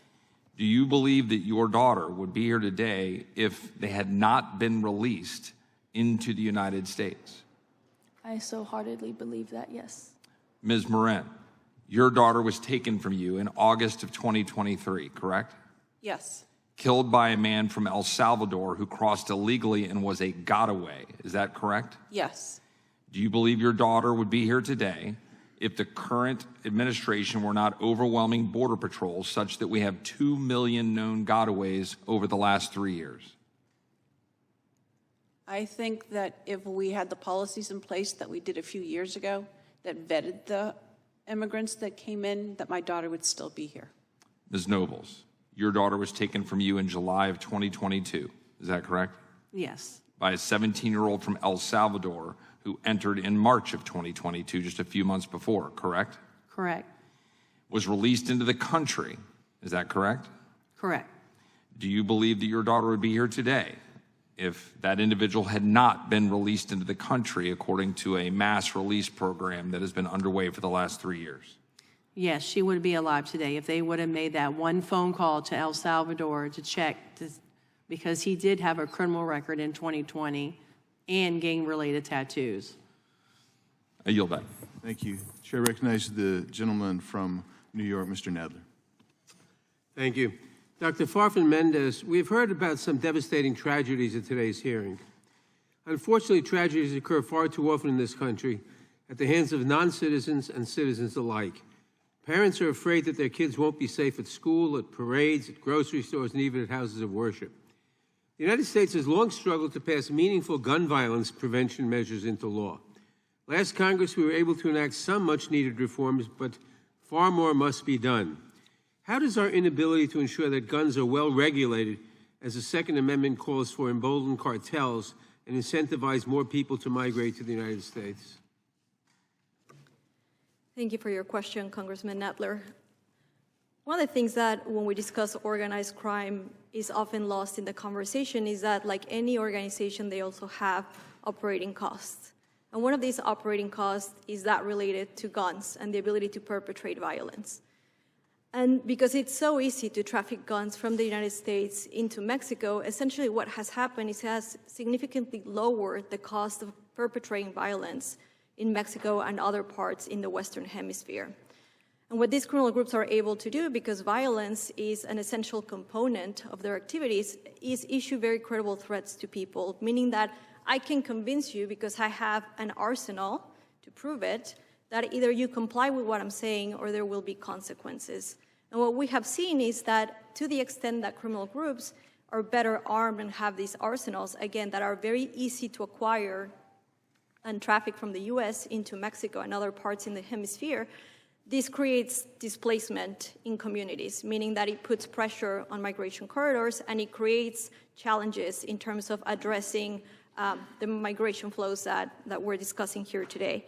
And what I'm hearing today essentially is I think all of us in this room are interested in having the health and safety of our communities. And what I would say to you is that to the extent that this firearms trafficking is not addressed, it's going to be a root cause that is basically left unattended. And we will be asking questions where the answer is very clear.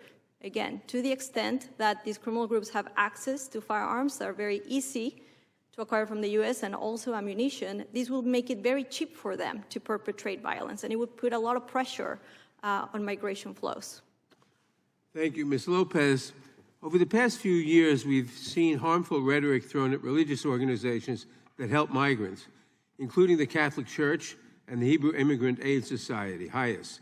Such rhetoric was echoed by the gunmen who murdered 11 congregants at the Tree of Life Synagogue in 2018. We have also heard attacks on religious organizations from members of this committee. Your organization is affiliated with the Roman Catholic Church of El Paso. Can you talk about how your faith calls you to serve all those in need of help, including asylum seekers? Yes, thank you, Congressman Adler. For me, at a very fundamental level, As a Catholic, it's important to me that every single person be treated with human dignity and respect. And at the very core of the work that we do, that's what it comes down to, is treating people with respect. Even sitting here today, having to hear the stories and the losses of the witnesses on the panels, I can't even imagine, the losses that they're dealing with and the pain that they're going through. And so we as an organization try really hard to make sure that we are treating people with that same dignity and respect, and that as attorneys, we're bound by the law. We are bound by what we are allowed to do within the legal system, and we work really hard to make sure that those individuals who do qualify for a benefit, that we treat them with the respect and dignity that they deserve. Thank you. And how do attacks on religious organizations impact your work? It makes it really scary for us to do the work day in, day out. I will say that it doesn't hinder our work, but it certainly makes us more weary of our surroundings. Following the mass shooting in 2019, we did have to increase security around our building out of fear that we might be the next target. Thank you. Dr. Farfan-Mendez and Ms. Lopez, you both live and work on the border. Can you please tell us about life on the border and how living there has shaped your view of immigration in the United States? Dr. Farfan-Mendez, let's start with you. Thank you, Congressman Nadler. Well, I'm an immigrant, and let me share a story with you. August 30th is the International Day of the Disappeared, and August 31st is Overdose Awareness Day. And it's by happenstance that these 2 days happen to be together, but it seems very pertinent to the reality of North America. And in those 2 days, we set empty chairs, one on the San Diego side of the US border and one in Tijuana for the Mexican side. And those empty chairs symbolize precisely the loved ones that are no longer at the tables to gather with their loved ones. And what it meant to do, and what it is a call to action, to think about how border communities can work together.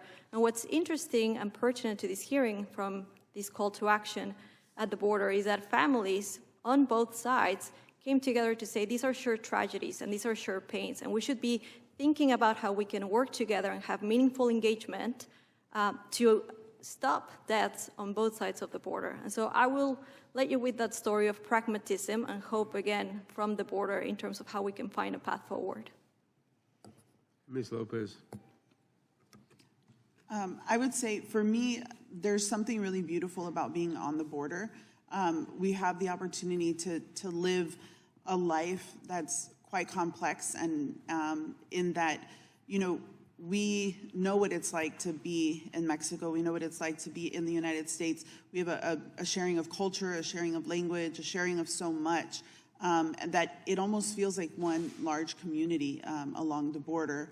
And there are the complexities of immigration and immigration matters along the border that, I have family members that are unable to cross into the United States because they don't have immigration status. And so it's a complex life, but it's a very beautiful, culturally rich place to live. Thank you. I yield back. Gentleman yields back. The gentleman from Texas is recognized.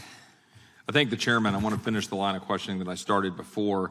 Ms. Aguirre, I'm going to come back to you on something more specific, but just on this simple question. You told the story of Maria Gonzalez, the 11-year-old girl who was taken from her father and was killed by a 17-year-old Guatemalan released into the United States. Is that correct? In microphones, yes. That's so that right. is correct. And then I would say for Ms. Fundner, your son Weston lost his life to fentanyl poisoning, correct? Correct. Now, unlike the specifics of some of these other witnesses, you can't say for certain exactly how that fentanyl got through to your son. But you would agree that Weston is one of hundreds of thousands, correct? I think one of you testified to 300,000 lost lives. And so the many faces of fentanyl, right? The many faces of fentanyl. Can we say that we are losing more Americans to fentanyl poisoning as a direct consequence of open borders allowing fentanyl to pour into our communities? Would you agree with that, Ms. Fundner? 100%. We have witnesses here at the table talking about the crimes that affected them directly. I would ask Sheriff Boudreaux, just kind of a yes or no or quick response to this question. In 2021, there were 11,200 pounds of fentanyl seized. You go to crime, in 2022, we had 12,000 criminal alien arrests at the border. In 23, border agents apprehended 15,000 criminals. With 2 months left in FY24, we are also at 15,000 criminal arrests, and the year isn't over yet, so it's surging. But here's the real problem. Because my colleagues on the other side of the aisle will say, oh, look, it's working, they're doing their job. But while Border Patrol has intercepted those increasing numbers of criminals, DHS whistleblowers revealed on August 11th, 24, that as many as 950,000 violent criminals have gone unidentified. In your experience, do you think it is an accurate assessment that scores, thousands of criminals are coming into the United States and being released or getting away from authorities? That is accurate and true. And that, in your experience, you see it in real time. Is that correct, Sheriff? In real time. So we've talked about all of the impacts on the individuals that are testifying here. Ms. Aguirre, I wanted to see if this would surprise you. I released a report, my office did, entitled Border Invasion, or America Invaded. And in it, I detailed 50 examples that we found, 50 examples, and there were more. We had to cut the list off in order to make sure we had room. Let me just read a few of these across the country and see if you agree that you think this is a problem and what you're experiencing in your life representing people that are victims. September 3rd, the consequences of the Biden-Harris administration's open border policies, the case of the illegal alien brutally assaulting a teenage Louisiana girl. August 30th, the case of the illegal alien who brutally assaulted a New York woman. August 17th, Brazilian migrant accused of multiple Massachusetts sex crimes, arrested. August 15th, Haitian illegal immigrant charged with raping pregnant woman at Massachusetts migrant motel. August 15th, U.S. officials nab Peruvian gang leader wanted for nearly 24 killings in home country. August 14th, machete wielder at Capitol was a legal immigrant despite being a priority, quote unquote, for detention. August 13th, migrant charged with rape in third NYC sex crime bust of an asylum seeker in 2 weeks. August 12th, NYC migrants, including one charged in sex assault 4 months ago, raped woman at knife point, beat her boyfriend. August 7th, Venezuelan migrant with suspected gang ties released in the United States before terrorizing NYC and is yet to be deported. I can go all the way back, date by date, through the year, into last year, November 4th, 2021. Without objection, I'll insert this into the record and the thousands of examples that are plaguing Americans across the country.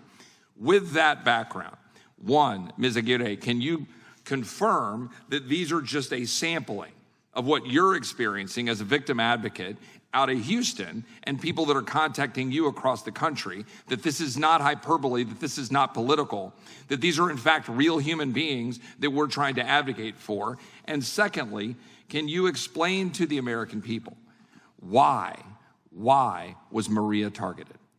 You know, I'm going to start with the fact that the reason there's so many sexual assaults committed by illegal immigrants is because in their countries there's very little consequences, meaning that when there's a girl found that has been raped and murdered, it's not unusual. There isn't DNA collection, and there's no embalming, and there's no autopsy. She's buried. And along with her is what they did to her. So these predators thrive in these countries. And if you're not from those countries, you don't know that. Everybody thinks that it's like America everywhere else, and it's simply not. So when they come to this country to do this, it's because they're accustomed to doing that in their countries. And this is the problem with letting everybody in. And the case of Maria Gonzalez echoes this, because also Maria was here illegally as well. But her and her father were living an honorable, quiet, hardworking life, while this other individual came into this country as a child migrant, came in at 17 years old, and he was 18 years old when he killed her. 3 weeks into being in this country, and he killed her. The reason he chose her is because she's a child. The second reason, because she's a beautiful little girl. And the third is because she was vulnerable. They don't even have respect for their own communities, because both of these individuals were from Guatemala. Did that stop him from killing her? Absolutely not. Absolutely not. And it was not necessarily something that we could say, oh, well, you know, she passed away peacefully. No, she passed away fighting. She passed away hurting. She passed away losing nails, biting him, trying to get him off of her in her own home. These individuals see a little girl and they have an appetite for her. They see a woman and they have an appetite for her because they do this in their country and it's not unusual. These are the type of people that we're letting in. By not checking, we don't know who's coming in. And you're not only, while you're reading your list, a lot of these people that they're harming are within their own seeking the people that are in their hotels as well that are also migrants that are being hurt. So they're hurting each other. And the same, like as you two are here in the testimony, Ms. Lopez and Dr. Mendez, you guys advocate for immigrants, but immigrants are also being victims of these bad immigrants. I just don't understand how we could let everybody in without checking them. Thank you, Ms. Aguirre. I yield back. Gentleman yields back. Gentleman from California is recognized. Which one? Oh, we'll go down the line. I'll do whatever you... Swallow, okay. I'm sorry to each of you for the circumstances that have brought you here.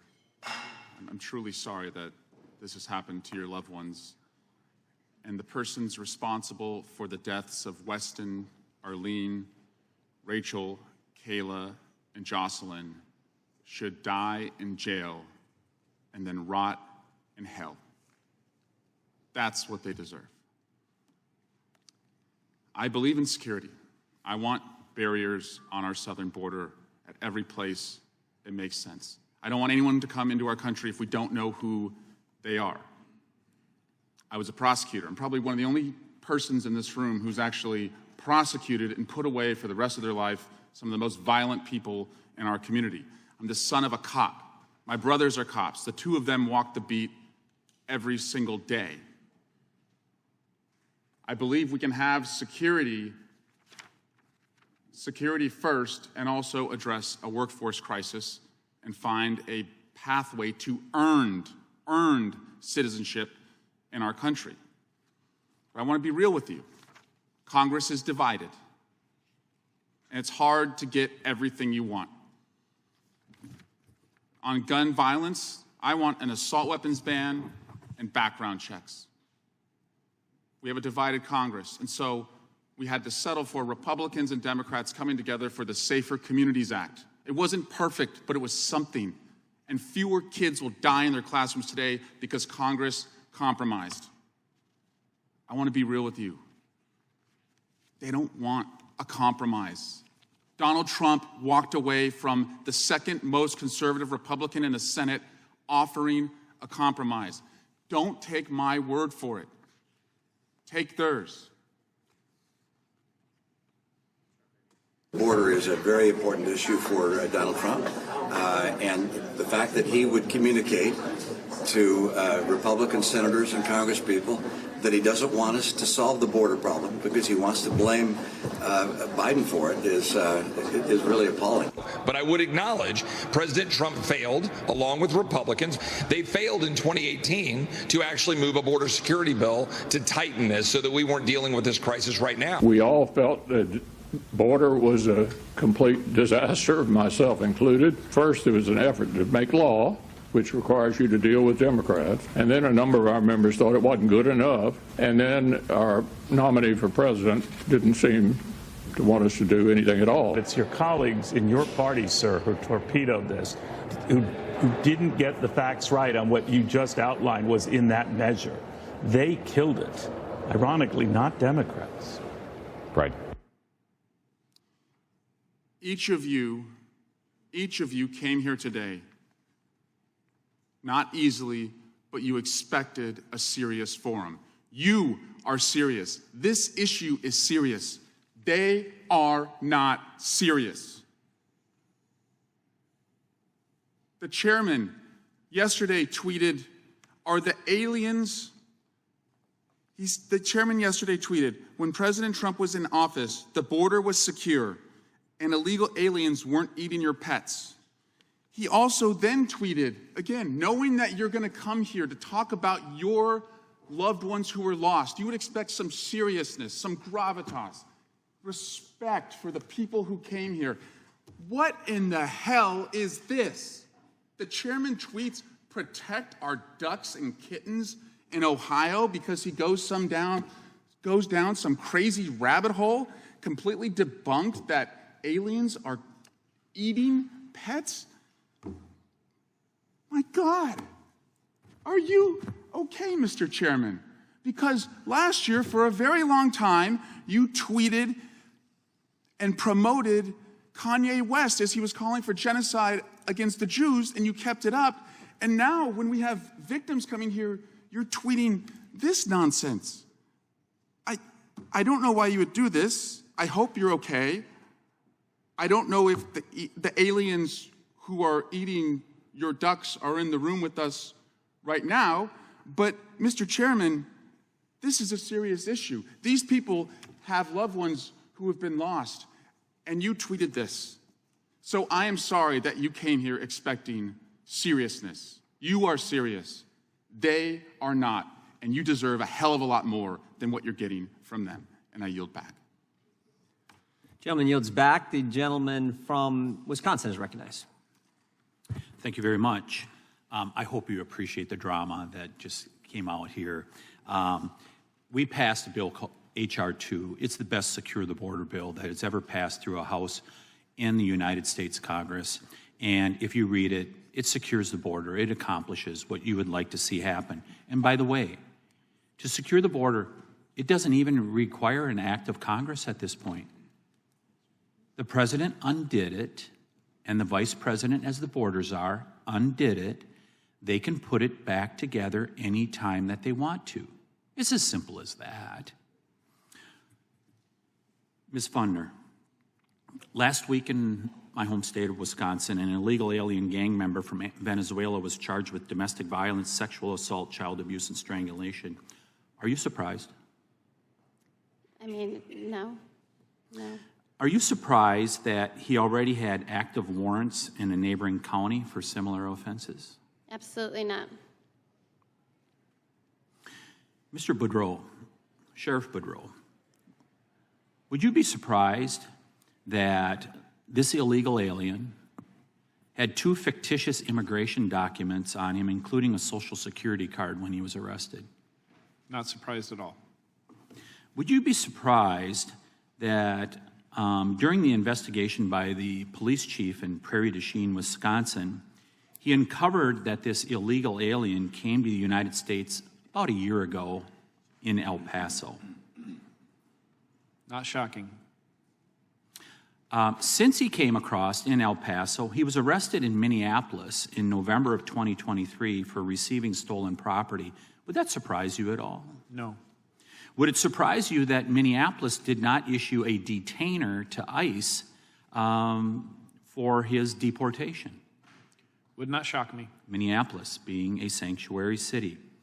And on December 1st, 2023 in Dane County, which is Madison is the seat of Dane County, he was charged with strangulation, suffocation, false imprisonment, battery, and disorderly conduct. Would that surprise you at all? No. And Sheriff Boudreaux, are you from California? I am. I did not hear your opening testimony. Isn't it correct that the vice president called for the end of ICE detainers as an elected official? Correct.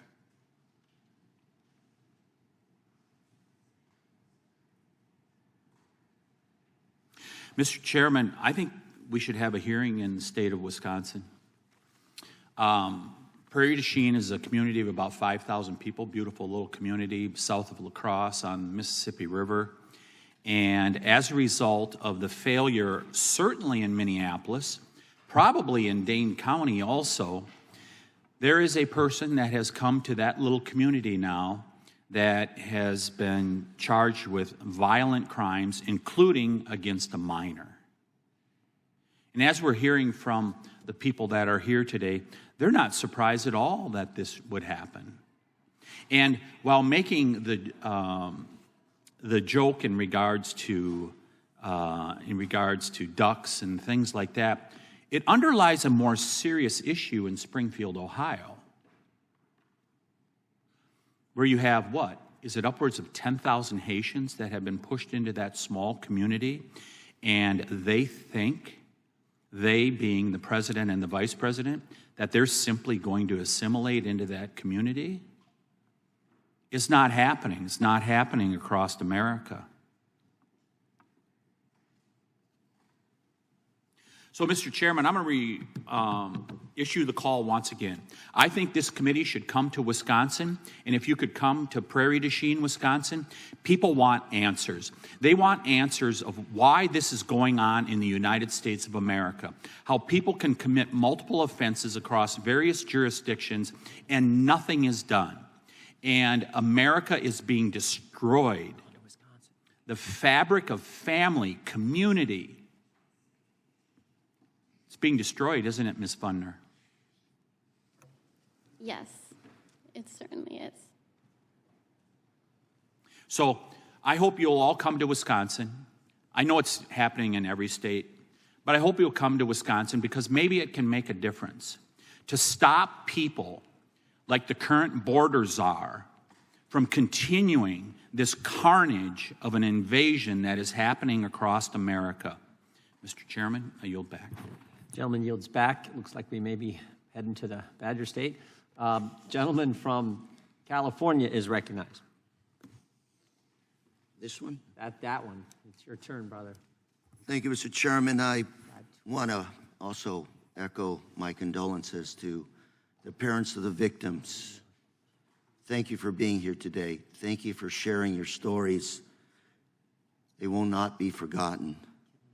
And I also believe that those individuals who perpetrated those crimes should never see the light of day, and they should fry in hell. Murder, rape, some of those most heinous crimes that can ever be committed against a human being. They leave scars to the survivors that never go away. You know, back home in Orange County, a dozen years ago, I came home from work and came home to a number of police cars and helicopters surrounding an apartment building right across the street from where I'm living.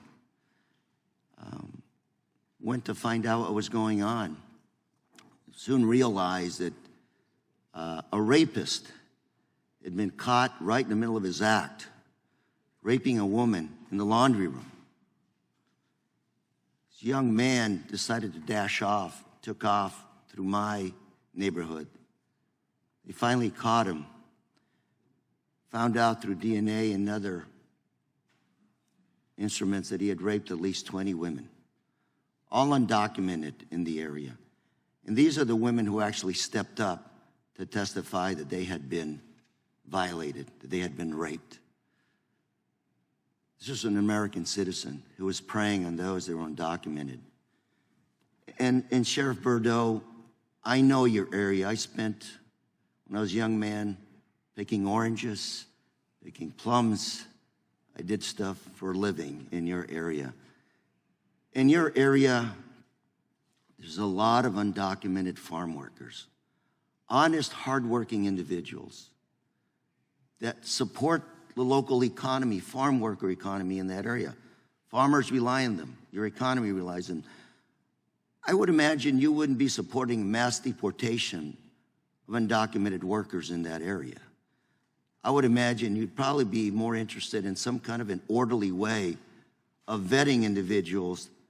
They're looking to work here honestly with a green card. What would you support, sir? A lot of that goes outside my purview because my focus is public safety. But what I can say is this. Sure. Were you going to comment?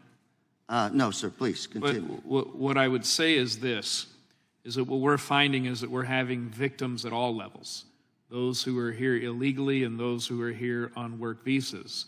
We're finding that more and more of the violent and egregious, either cartels, gang members, are coming into the area, intimidating and terrorizing those that you speak of.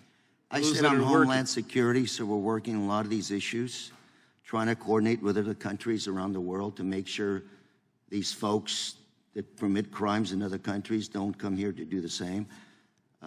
If I could say this. Go ahead. I've said this often. Mexico is not our enemy. Mexico is an ally of the United States. But who our enemy is the cartels, the human traffickers. Couldn't agree with you more. Couldn't agree with you more. I believe that we need to secure the border so that we can vet those coming in. so that we can have those working on work visas, as you mentioned, in our agricultural community. We have lots of people there that are here illegally living And peacefully. in my last minute, we'll talk more later on, but I think everybody in this committee would probably be in favor of a secure border with a system to let those that are looking for good, honest work have the opportunity to find opportunities in America, just like our forefathers did. And I look forward to continuing to work with you, sir, and others. I have a very good relationship with Sheriff Barnes in Orange County, great man. But it is a mess. 80% of the women, by the time they get to our border from Central America, are raped or sexually assaulted. Horrible statistic. And these are a lot of, young girls as been described today. We have a lot of work to do. In my opinion, it's not a Democrat or Republican issue. I hope all of us here can figure out how to work together because these solutions have been proposed. We just can't get them implemented. Thank you very much, Mr. Chairman, and I yield. Gentleman yields back. Gentleman from California is recognized. Thank you, Mr. Chairman.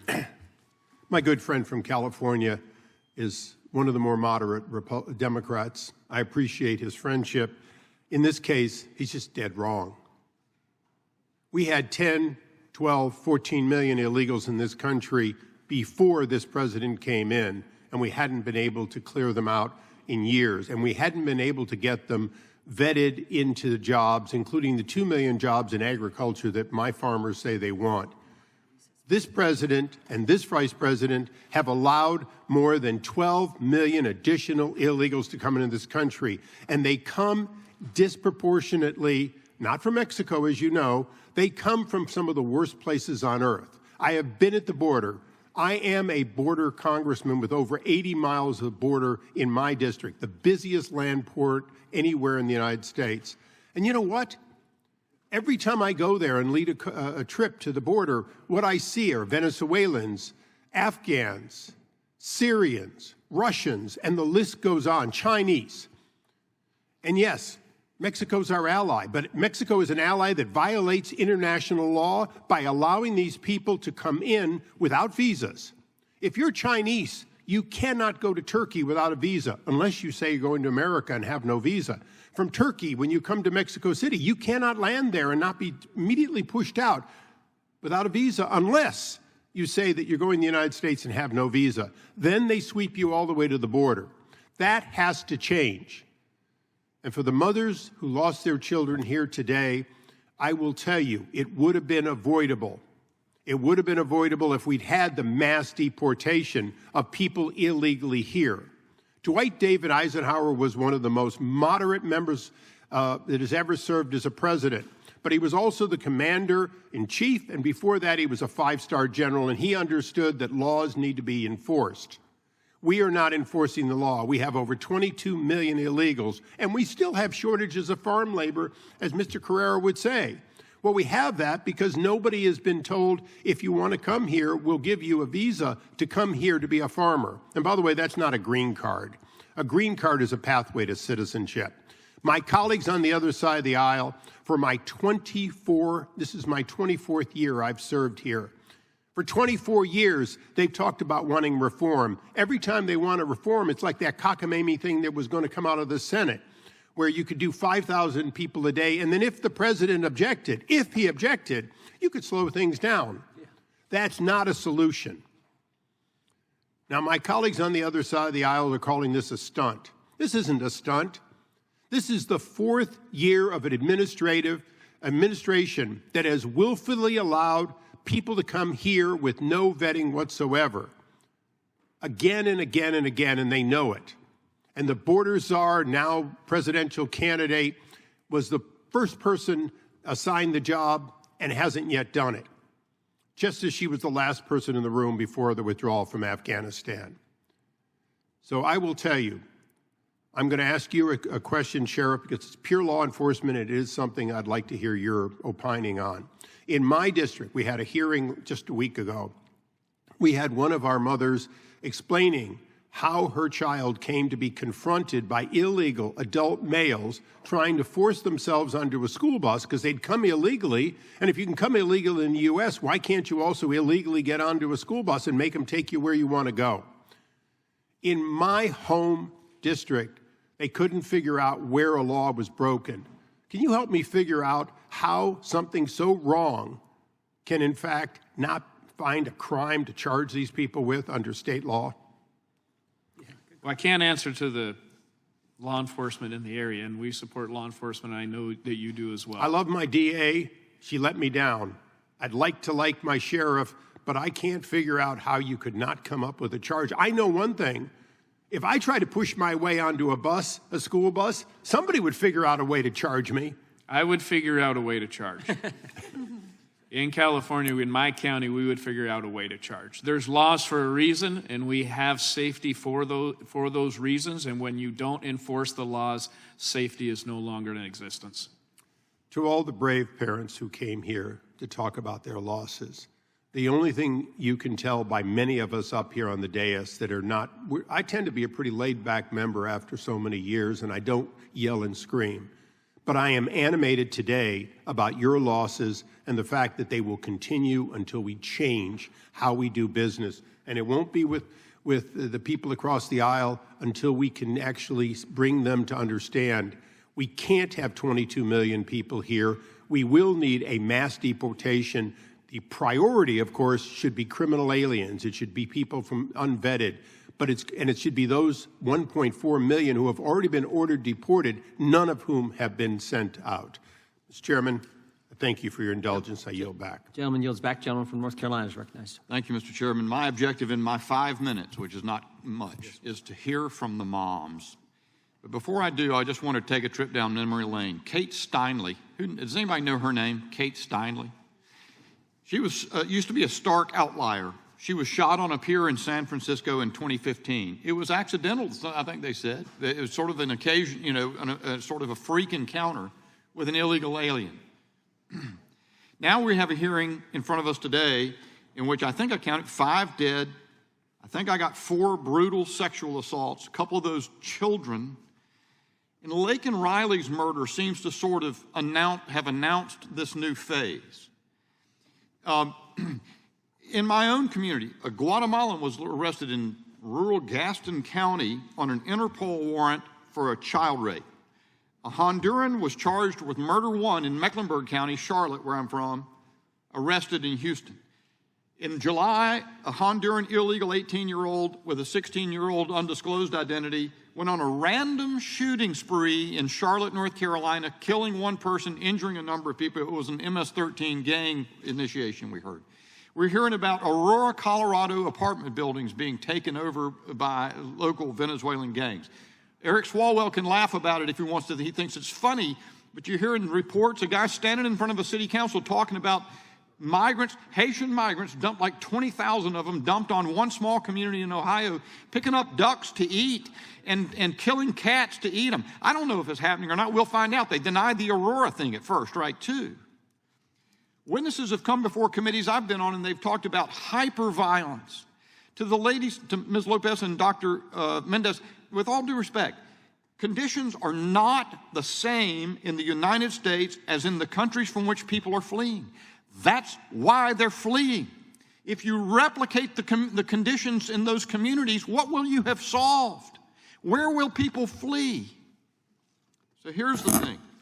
When I was elected in a special election in September 2019, in October I went to the border, and it was calm and quiet. There was one asylum seeker at the port of entry I went to, because in May all hell had broken loose, and the Trump administration had responded with the migrant protection protocols, remain in Mexico, and it crushed the number of people coming in. It stopped the overwhelming flow. So the question I have for the moms, and I'm going to ask you one by one, do you think it's getting worse? And do you think it can get even worse than it is now? Ms. Nobles. Yes, most definitely. We're seeing more and more cases every day, a lot, way too many. Ms. Fundner. Yes, absolutely. Fentanyl is just, every year it gets larger and larger the deaths. I mean, this is on American soil. We have 300,000 people dead since 2021 under the Biden-Harris administration, and it's just growing, and we expect it to be much bigger this year.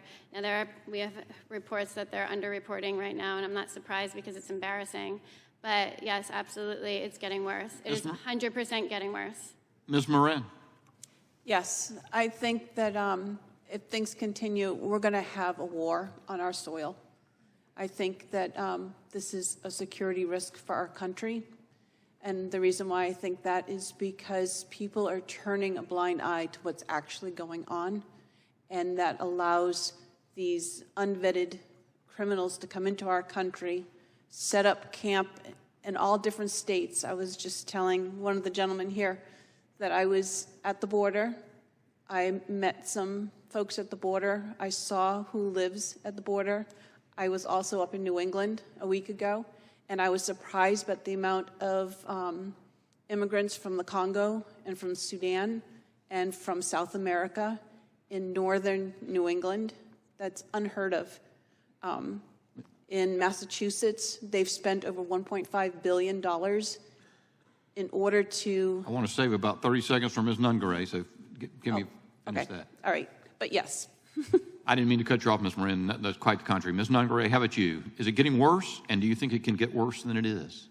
I do believe, yes, it is getting worse, and it will continue to get worse if we do not use every detention center facility bed to detain them until their immigration court hearings to confirm and make sure for us U.S. citizens that we will be safe with letting new individuals in this country, because they're taking our future, our children. They're taking people who are supposed to be making a difference in this world. It'll get worse if we don't make a difference. Ms. Aguirre, I'm going to fire off one more question. They told us that there are about 2,500 children who were separated from their parents when we heard all the uproar about that. Now I understand that there are 300,000 children who are disconnected, gone missing. What about that? To me, it clearly sees that there is more, there's more worry about immigrants' well-being than Americans' well-being. And that's troubling, because they rather comfort migrants by not putting them through the process of getting them vetted, and that means staying in a detention center while that vetting process is taking place in an asylum hearing, right? So they're willing to jeopardize American lives in the process. So it almost like they have these backdoor arrangements where they're like, okay, well, we might lose some American lives. Some of them might be criminals, and we're willing to gamble with the Americans' public safety. And that's where we're at right now, because people need to understand that I personally am not against migration. I am against unvetted migration because, as you said, these migrants are fleeing from something, and here we are creating the same environments here in United States soil that they're fleeing from. You know, it's astonishing to me how many of these victims are actually also asylum seekers that are victims of their own migrants that are there with them in these groups that are being housed together. And it's very troubling to me because it's not good for anybody. I join you. I think it's getting worse, and it can get worse. Mr. Chairman, I yield. Gentleman yields back. I apologize. We're going to have to take another recess. There are 2 votes on the floor. I will try to get back ASAP.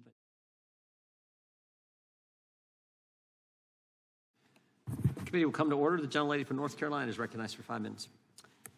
Thank you, Mr. Chairman.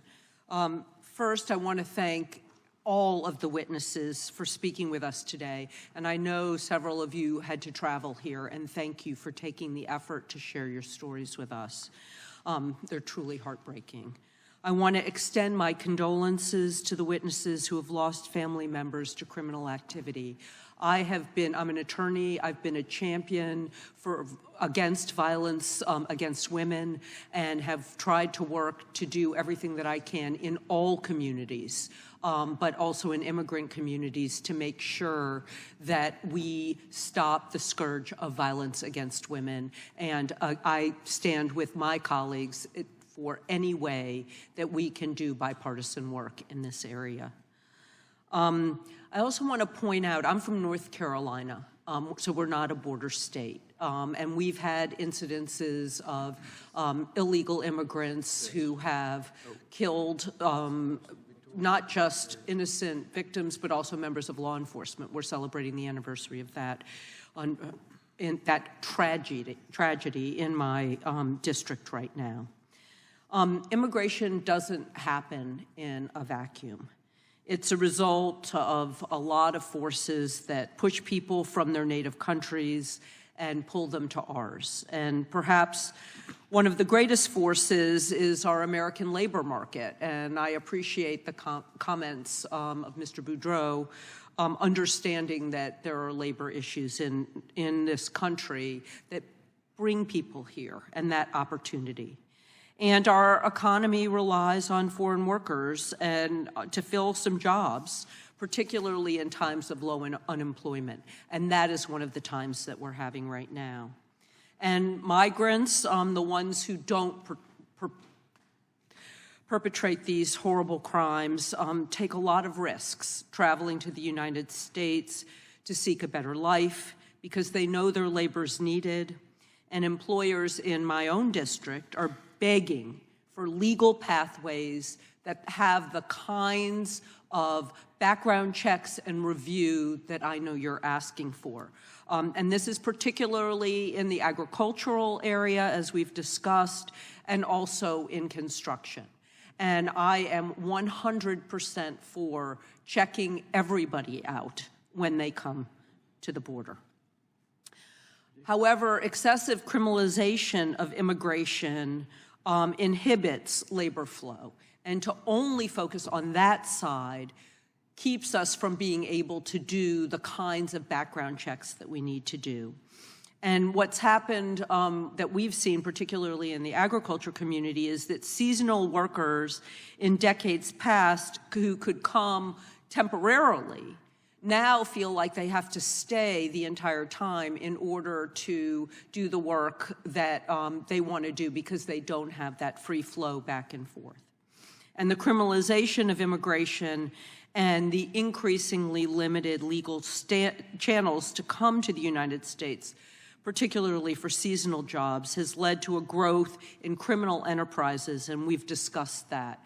And we absolutely must crack down on those criminal enterprises. Those criminal enterprises result in human trafficking, drug trafficking, trafficking in firearms. They hurt the immigrants, they hurt our citizens, and they hurt the fabric of our communities. So I agree with my colleagues who have said that comprehensive immigration reform would address all of these issues, the issues at the border, the issues with trafficking, and then the issues in our labor force. If we could create more legal pathways and ways to create an incentive to check people's backgrounds before they come to the United States. Legal pathways would also ensure that migrants coming to work in the U.S. are completely vetted before they're able to integrate into our communities and would allow their skills and labor to fill the needs that we have and hopefully reduce crime in the future. My first question is for Ms. Lopez, and I only have 15 seconds. To the extent that you're able, can you comment on the typical employment prospects of many migrants, and would you describe the contributions that they make to the local communities they settle? Sure. I can tell you that the biggest impediment for them is obtaining work authorization. Currently, there are significant backlogs in the processing of those applications. However, the majority of them, when they do find, are able to obtain work authorization, they do tend to work in lower income fields. Typically, agriculture is a very common example. We have a lot of people, not very many of the immigrants actually stay in El Paso. The vast majority leave El Paso, and they tend to, we see them settle in North Carolina, South Carolina, other places where there's agricultural work. And then we also see a lot of people who have advanced degrees and then are able to get those recognized in the United States and continue on with their being a doctor or a nurse or that type of work as well. Thank you. And thank you, Mr. Chairman, for allowing me the extra time. My home state colleague yields back. I recognize the gentleman from Wisconsin, Mr. Fitzgerald. Thank you, Mr. Chair. Thank you all for being here today, and I was able to hear each one of your presentations. I know it's a long and kind of gut-wrenching day to be here, so thank you very much for that. Mr. Biggs and Mr. Issa and myself were just in the San Diego sector Thursday, and I had been there before, and one of the facilities that they want members of Congress to be able to see is where the Ninth Circuit keeps all of the evidence from the cases that are pending before that court. And they call it the vault, and it's just mind-boggling when you're in there because there is so much fentanyl that is being smuggled across the border, and specifically in the San Diego sector, 60% they're estimating, not my numbers, this is what DOJ is saying, 60% of all the fentanyl is coming through that San Diego sector. So I wanted to kind of focus on that and kind of respond to some stuff that was said earlier about there's no real legislation kind of that brings us here today. But Ms. Fundner, your son Weston, and unfortunately, you know, I know it's difficult for law enforcement to kind of track down. I just wanted to ask you, was there any success in finding out where your son ended up getting the fentanyl that ultimately took his life? Yeah, they know where he got it, and they know who gave it to him, and it's on camera, and it's on text, and the case was dismissed. So in the other cases in my state in Wisconsin where there are parents that find themselves in the same situation that you do, that's been part of it. So the trafficking and how it makes its way across the states.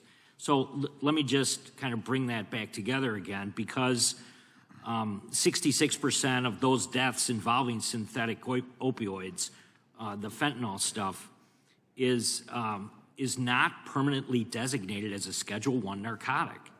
And this is something that is just still unbelievable to me, that we passed in the House last year a bill that would permanently designate that.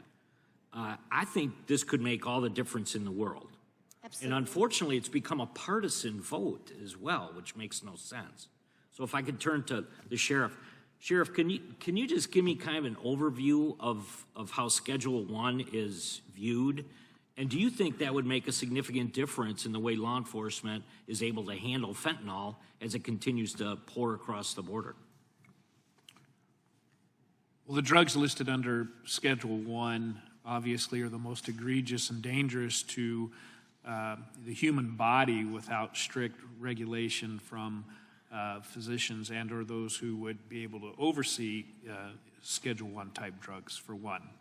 When you talk about how, if I can touch into the fentanyl coming into our country, obviously China is working with the cartels, and that's how it's coming in, stamped in Mexico and then freely coming across this Biden-Harris open and unsecured border into our country. In my county alone, and up and down California, we had over 150,000 fentanyl pills in a traffic stop where 2 illegal immigrants were released under California law, where they were off into the wind and never to be seen again. And I tell that story because it's not uncommon to law enforcement all up and down California and across the country. And that's how this fentanyl, this dangerous fentanyl, is getting into the United States. But having said that, under a Schedule I think it would give far more federal regulation and or a sting in the bite into prosecution and those being held accountable for jail time. I think it would send a very strong message to hold people accountable for the dangerous, deadly fentanyl that is impacting American citizens. Thank you very much. And Chairman, I would just like to reiterate again, what we're hearing at the border, when we talk to the Border Patrol, oftentimes they're saying that it's the trafficking, it's the smuggling of the narcotics across the border that absolutely is linked to every other aspect of those that are coming across illegally. So if this is certainly the basis of a lot of the organized crime that's actually being utilized right now to make all this happen. So I think we bring the bill back, we focus on this, we pass it through committee and get it back on the floor of the House, and I yield back. Gentleman yields back. Chair recognizes the gentlelady from Indiana, Ms. Sparks. Thank you, Mr. Chair. I would like, Sheriff, I was looking a little bit at your bio. You're native of California and spent, almost 40 years as a sheriff. So you have a very long history and perspective and, and how it changed California and what's really happened at the border. What do you believe from your perspective, you look at it historically and where we are right now, what things have worked? Obviously, we have no border security. We have completely broken immigration system where if you're here illegally, you get a lot of benefits and your judgment prove and a lot of welfare as it is very becoming problematic to really support our own citizens. But, if you want to try to do something legal, it's almost impossible becoming to immigrate to our country with a long line and really very unreasonable. And I would say very stupid immigration policy. But from the border security perspective, what have you seen work, what haven't worked? You've worked under a variety of administrations, Republicans, Democrats. What could you share with us that you think is important and where we are right now and what you think that an urgent needs that Congress needs to address? Yes, and quite frankly, I don't feel that it's all that complicated. I feel that it's pretty reasonable.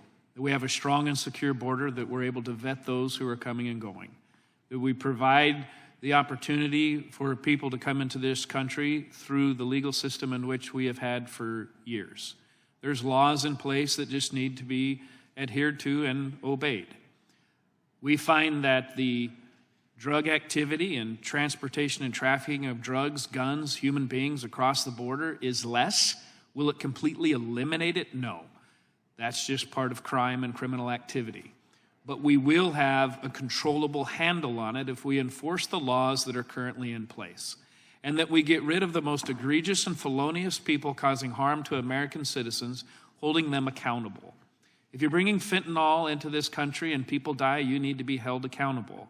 If you're bringing human beings into this country and you are using them for a sex trade or gaining making money through criminal means by trafficking humans, you must be held accountable. I believe there should be federal laws that if you are trafficking young children for the purposes of sex trafficking or any other means, or any other human being for that matter, that there should be a federal law that you are held in federal prison for whatever determinate amount of time that is, so that a message is sent very clearly to those who are doing that. If you hold people accountable, if you enforce the laws that are in place, you will see a drastic reduction in the amount of people killed by fentanyl, the amount of cartels that are involved in coming across the border into our country, and you will actually have immigrants that are here, living peacefully, working in this country with the idea of chasing the American dream. I do not think it's complicated. Thank you. I agree with you. And unfortunately, we haven't seen it, especially in the recent years. But if you would look at some things, what Congress is doing or doing, because really the most important power we have is power of the purse, right? We set up policies, we give direction, executive branch should, follow these directions, and funding is the way for us to, to actually hold the other branch accountable. And we haven't been doing our job very well, not just very well, it's terrible. I always say the only good thing that makes me optimistic that Congress has about 12% approval rating, so American people can see it. There is some hope. But from some of the things, what do you think are the most important things if we look at the fund? And maybe someday Congress will have a funding discussion. We haven't had it for a while. We just do CRs and presentations. What do you think, the most important things? Because we've heard some very tragic stories, the real consequences, real life affected, because of negligence and disregard of duty by executive branch. And what do you think things that Congress should maybe take a looking at the funding and other things that we try to force the other branch actually enforcing the laws? I believe that law enforcement across this country should be supported, and the idea of defunding the police is one of the most ridiculous things that I've ever heard in my 38 years of law enforcement. We must support law enforcement at every level. Now, what that means is on the border, we need to spend money to make sure that we have a strong and secure border. But if you're asking me my opinion, and I'm only law enforcement, but common sense is something that I pride myself in. And And I would argue that if infrastructure was put in place, that you had enough people along the border in regards to the judicial process, providing as many judges as you can, as well as possibly an incarceration facility to hold people in custody if they're coming across the border outside the means of the legal system. But you have enough resources at the border that you can actually keep it from becoming this funnel that everyone is so worried about and not being able to get into this country. But I think if you use the purse strings to help support resources along the border with infrastructure as well as people, I think that we would eliminate some of the issues that we, quite frankly, are facing in this country right now. Okay, thank you. I yield back. Gentleman yields back. Sheriff Boudreaux, I want to say Tulare County must be very proud of you. You've, in two quick 2-minute speeches, you've about distilled this area more effectively than maybe anybody I've ever heard. I understand that you have a flight to catch and need to leave the committee within 5 minutes, so you're dismissed to leave at your discretion. Thank you, sir, for being here. And with that, I recognize the gentleman from Virginia, Mr. Klein, for 5 minutes. Thank you, Mr. Chairman. I want to thank our witnesses for being here today, including the sheriff, but to Ms. Fundner, Ms. Morin, Ms. Nungaray, and Ms. Nobles. I've listened to your testimony, and our hearts are with you. It is a difficult task to discuss the loss of your children, and this committee appreciates your presence and recognizes how difficult it truly is. And as to Ms. Nungaray, as the father of twin 12-year-old daughters, and my heart was especially touched by your testimony. Thank you.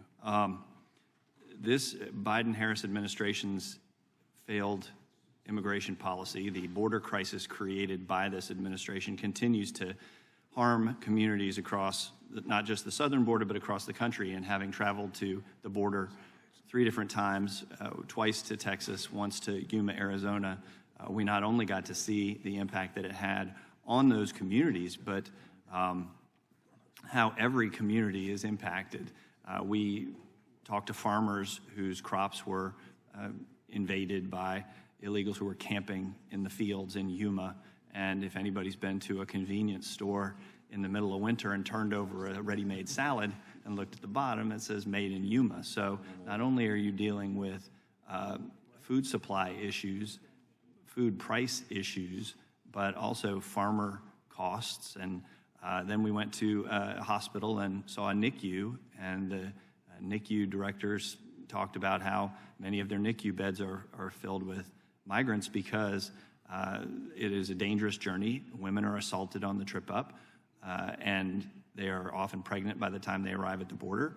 They don't have prenatal care. They are often delivering prematurely and have to take up those NICU beds. If you are a citizen of the United States and you're in Yuma, Arizona, and you need a NICU bed, you're traveling to Phoenix, several hours away. Talking about the education system and the need for ESL teachers and the impact on the tax rates and the transportation and the housing costs. And this is a humanitarian crisis, but also a crisis at the border, and it's also a crisis across the country in communities like mine, which is thousands of miles away in the Commonwealth of Virginia. But having been a prosecutor, I worked with a county who had an ICE agreement so that when illegals were arrested for committing crimes, they were tried, they were jailed, but the day they got out of jail, they didn't go walk the streets of Harrisonburg. They went and were taken by ICE to the airport, and they were sent back. And to any of you who would like to answer, why should everyday Americans care about the border crisis, even if they are thousands of miles away from the southwest border in places like Virginia? Ms. Aguirre? I can tell you that all the people sitting here today didn't choose this path. Tragedy struck them without choice. Alexis had no idea that was going to be the last day she was going to have her daughter, alongside these other mothers. So whether or not you want to take notice of what's going on at the border, it might come knocking at your front door. Mr. Gonzalez, when he left to work that day, had no idea that was going to be the last moment he saw his daughter alive. The next time he was going to see her was at the medical examiner's office identifying her body. Right. So whether you're a Republican, whether you're a Democrat, the criminal element of the immigration population do not care.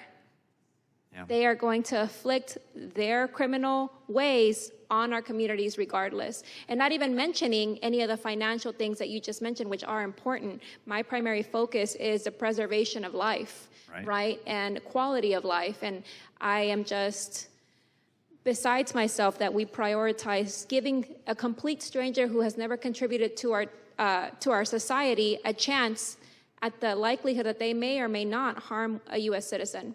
Yeah. Or in my case, a little girl who's also a migrant. And all you have to do, if you're in any part of the country and have a relationship with your law enforcement officers, go talk to them. Because as Sheriff Boudreaux said, even my sheriffs in rural Virginia can tell you when they pull over an unmarked van on the interstate highway and find sex trafficking, human trafficking, minors being abused, that is happening right in our backyard. And so we have a responsibility to protect the citizens of our districts, just as we do to ensure that you can be protected in your homes as well. So with that, Mr. Chairman, I thank you. I thank the witnesses again. I yield back.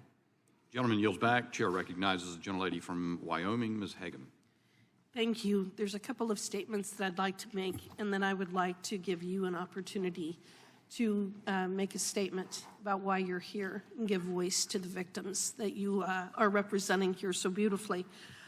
First of all, the Senate bill is not a border hardening bill, as you have pointed out. In fact, it would allow a minimum of 5,000 illegals to cross the border every single day without any enforcement whatsoever. I come from the state of Wyoming, and under the bill that has been proposed by the Senate, every 2 weeks we would have a minimum of 70,000 people crossing the border. That's more than the entire population of the largest city in the state of Wyoming. So I agree with you, that is not a border security bill. There's also been a comment made that we're not here talking about any particular bill, but that's not actually true. In fact, this week I am leading a bipartisan coalition of House members to introduce what's called the Fight Illicit Pill Presses Act. A bill which requires serial numbers for pill presses and prescribes penalties for tampering with pill presses. These pill presses are one of the methods by which traffickers are disguising lethal doses of fentanyl to look like other pills, and this bill will help law enforcement better track and punish those responsible for distributing these pills into the country. So we are working at trying to find a solution. You know, I have listened to your stories today. I have watched your body language. I have watched as you have engaged with various members of this committee. And I think what I'd really like to do is give you the opportunity with each one of you who have suffered these terrible tragedies because of the crimes of illegal aliens. I'd like to give you just a few minutes to describe your family member and what is the message that you would give to the Biden, Harris, and Mayorkas administration. Ms. Nungaray, I'm going to start with you. Well, my daughter was definitely her own personality. She wasn't like any other child. She was spunky, quirky, was an amazing friend. I've had the pleasure of hugging so many of them because they just miss her so much. She had a love for animals. Her dream was to save every stray animal and take care of them. She didn't want any animals to be left out in the streets without a home. She was a kid, a preteen, a few months shy of being a teenager, doing what teenagers do. We've all been there, and I wasn't expecting to wake up and not find my daughter, and I really wasn't expecting to not find her and to realize she was never going to come home again. She won't be forgotten. Thank you. She won't be forgotten. We need better security. We need to make sure we are looking into who we're letting in. They were both reprehended and released the same exact days for both of them. And the last one was not even 3 weeks, and it took my daughter's life. They took my daughter's life, and because of these policies we have in place, the pain and the trauma is irreversible. So now I'm here to advocate for her. And as much as I am not a public speaker, I am standing strong and facing my fears for Jocelyn. Thank you. Thank you. Ms. Morin. Thank you. Rachel was tiny little girl. She was probably 5 feet. She always said 5'2", but we knew she was 5 feet. She was feisty. She was like a little spitfire. She was actually born with orange hair, very red, but she didn't like her red hair too much, so she always bleached it blonde. She was very active. She loved her children. She had a very bad stammering problem, and as a child, she was bullied a lot because of her speech. And so I told her a story when she was a little girl, and I said, you know that there was another person that was very famous, and he had a stammering problem. And I told her the story of Moses, and I told her that God gives special people special gifts because it makes them stronger. So she looked at it not as an impediment or pediment, as a handicap. She looked at it as that was her strength. And so she went out of her way to be outgoing and to choose jobs like a hostess at a restaurant where she put herself in the public way to speak. She ended up making so many friends. I think when we had the walk, there was over 2,000 people that came out for her walk the first time. She also was very compassionate and kind towards others because she knew what it was like to be bullied. And so she accepted people for the way they were. And I'm here today to speak about her, but also to speak about all the women that are attacked but aren't killed. Because I've done some speaking, I have a lot of ladies that come up to me in the areas that I've traveled, and they'll tell me that where they've been attacked, and someone will come up from behind them and try to put them in a, chokehold, and they will fight to get away.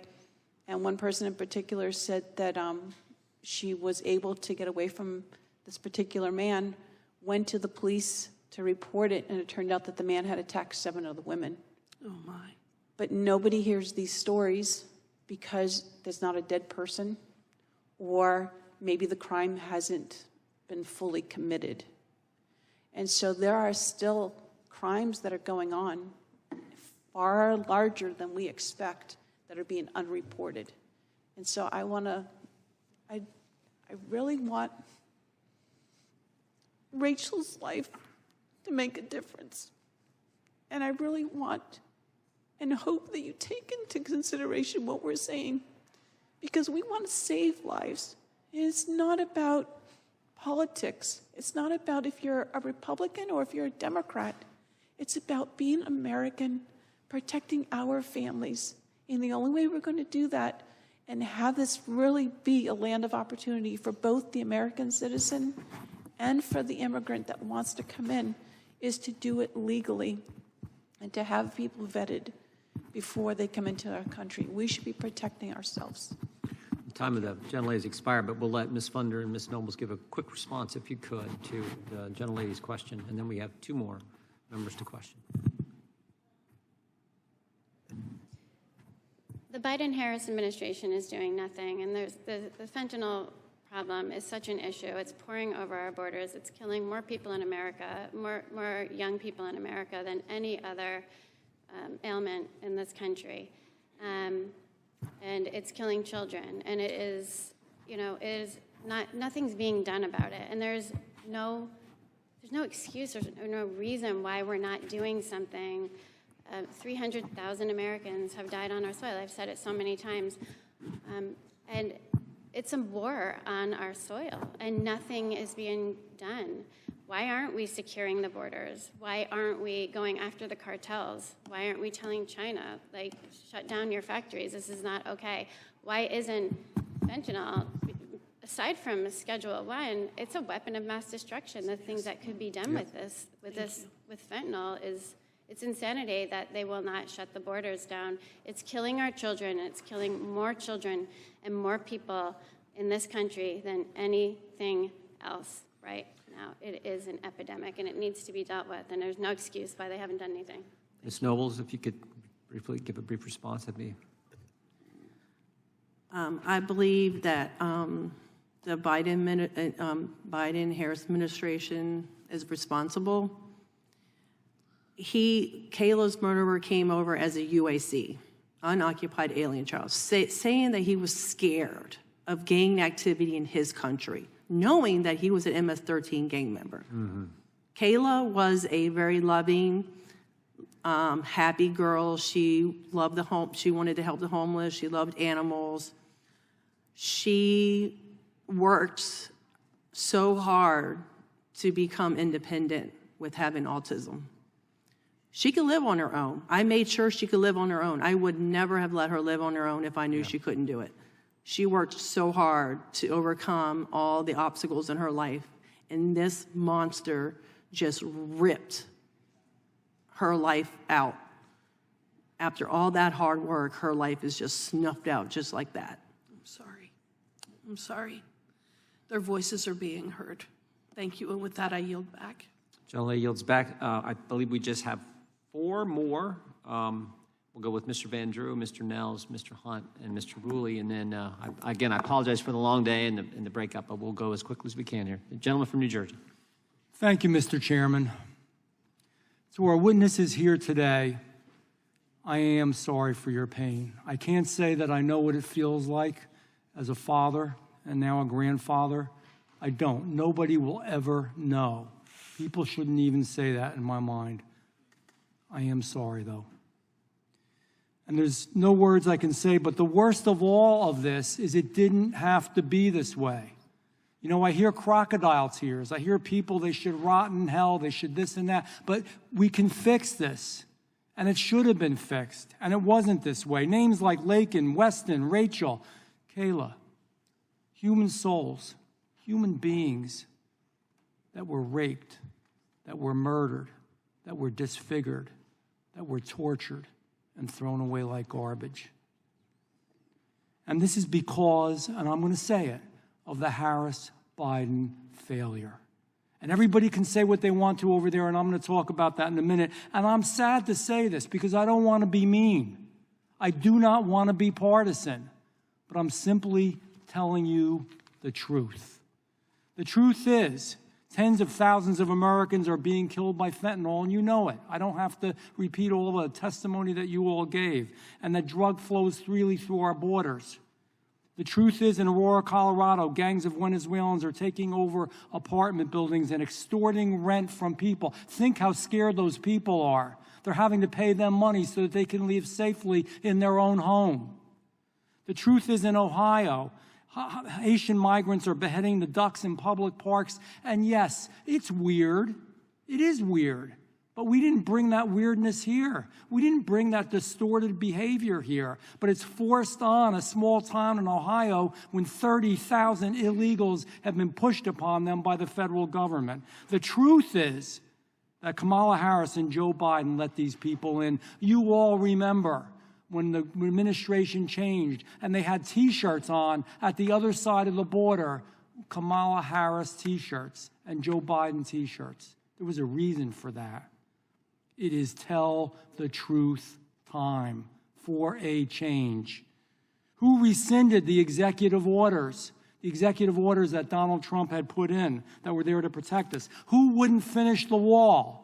Who wouldn't keep the Remain in Mexico policy? Who instituted catch and release into our country? Who let Title 42 lapse with no replacement at all? Kamala Harris and Joe Biden. When you do wrong, you have to own up to it and be blamed. And when our party, and I hope you look at old videos from the past, because this is not the only hearing we've had. We've had these hearings all across the country. When we brought these concerns up, the left laughed at us. And they said they were fabricating stories and that we were being political. This is the end result of what they did. I pray to God, and I mean this, I pray every single day. And I'm not giving you a political speech. I pray to God that Americans see and know this truth. They trusted our government. They trusted them to protect us from foreign threats. Their trust was shattered and it was destroyed by that administration. Our witnesses today, your stories, that's the truth. It's the ugly, horrible, sinful truth.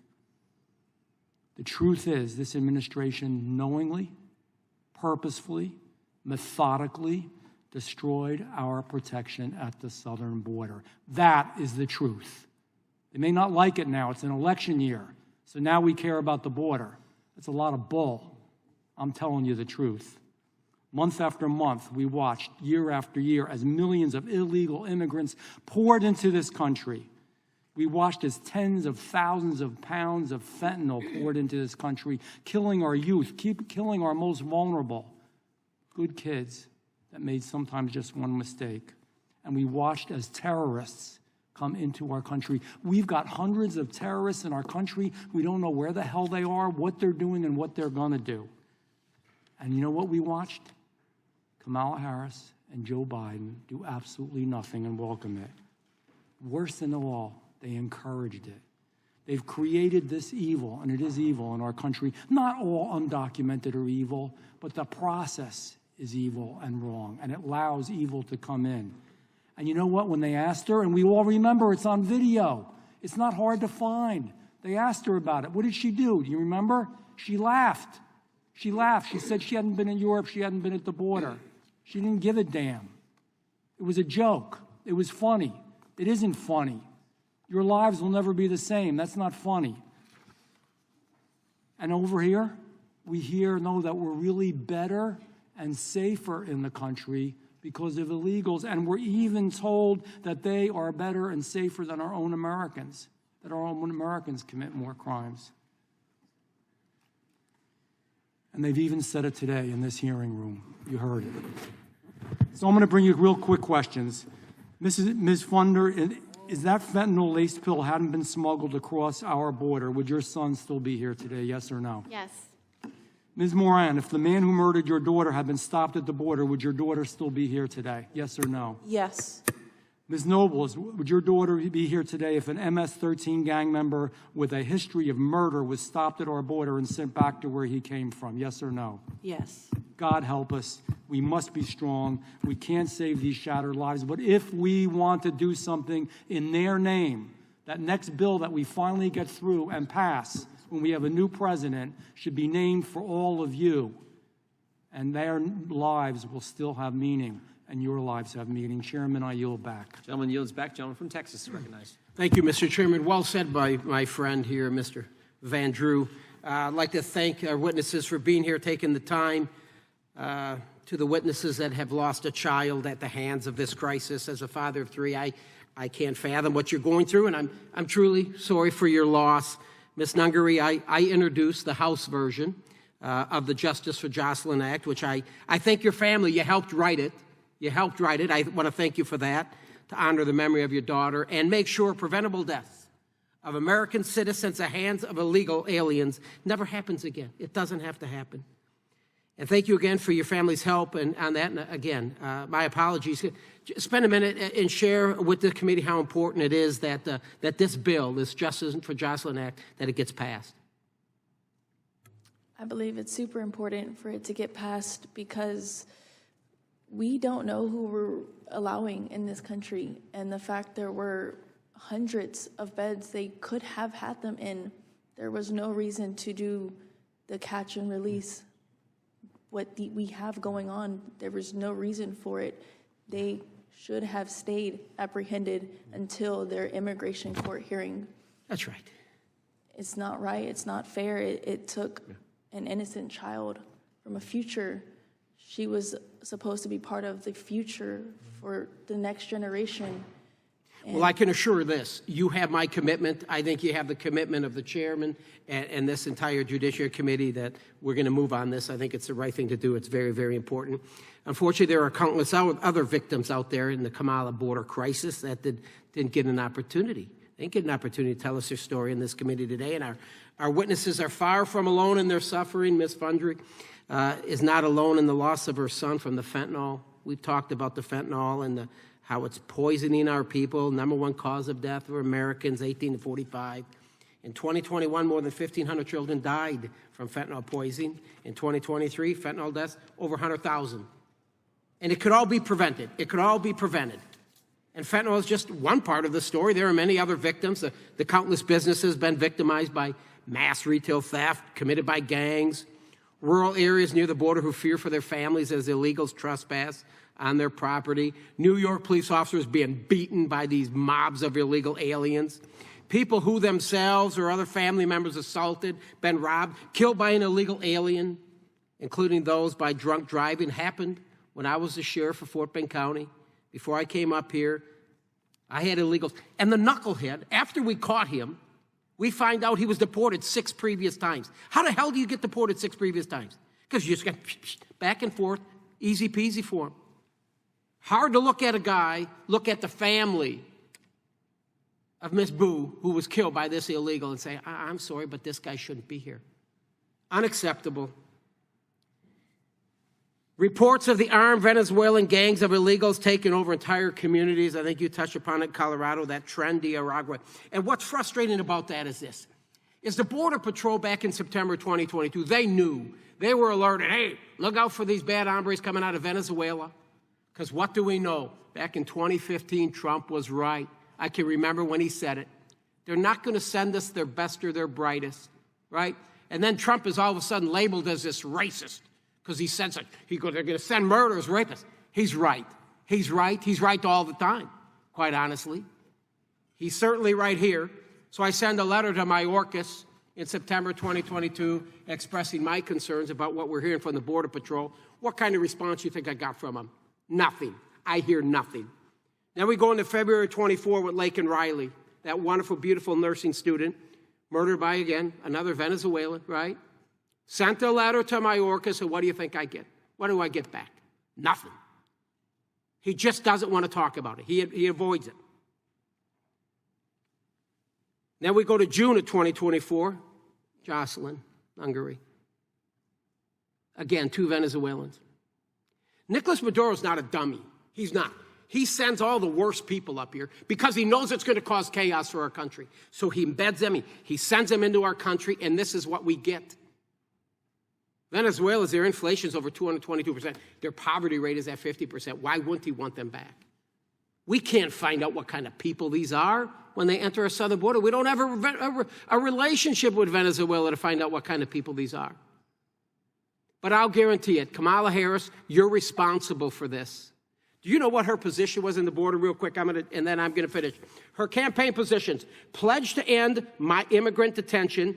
I'm going to taxpayer fund gender care. I'm going to decrease the funding of ICE, and I'm going to end ICE detainers. The American people are smarter than this, and if we're going to save our country, let's bring Donald Trump back. The American people are smart enough, and we're going to save our country and secure a border on November 5th. Donald Trump will do it for all of us because he puts America first. He puts you first and your families. God bless you all. Gentleman yields back. Gentleman from Texas is recognized. Oh, Mr. Excuse me, Chair. I'm sorry. We've been joined by the lady from Vermont. You're recognized for 5 minutes. Thank you, Mr. Chair. I come here as a new member of Congress. Was a teacher prior to that. I have 2 teenagers myself. And I know that there is nothing that matters more to us as moms, as our kids. Nothing. And so I want to start there because I know there is absolutely nothing that any of us can say to alleviate the suffering that you have been through and continue to endure with the loss of a child.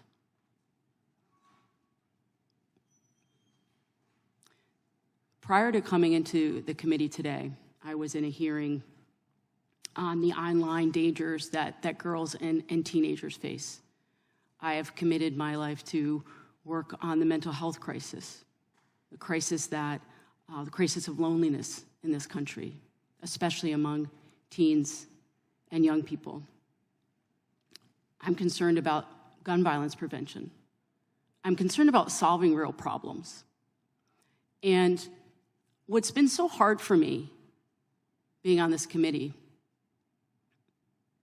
is I come from my state legislature where people do sit down across the aisle. And they sit down and they solve problems together.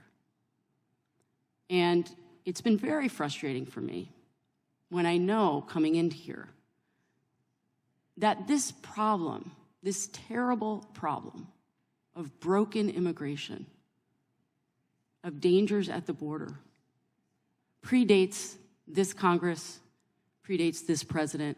We can go back decades. This is a can that has been kicked over and over again. Now, again, there's no comfort in that for any of you. But I think what Americans need to be demanding of all of us, I don't care what party you are, what they should be demanding of all of us are real answers to these problems. Because nobody should have to bury their child because they've experienced violence. Nobody should. And so I guess I want to make a plea, honestly. We don't know who's going to be president come January. We don't know who's going to be in charge of this chamber, whether it's going to continue to be the Republicans or be the Democrats. We don't know. What we do know is that we, as members of Congress, should be working every single moment of every single day in our committees to actually get work done together. The American people deserve better from all of us.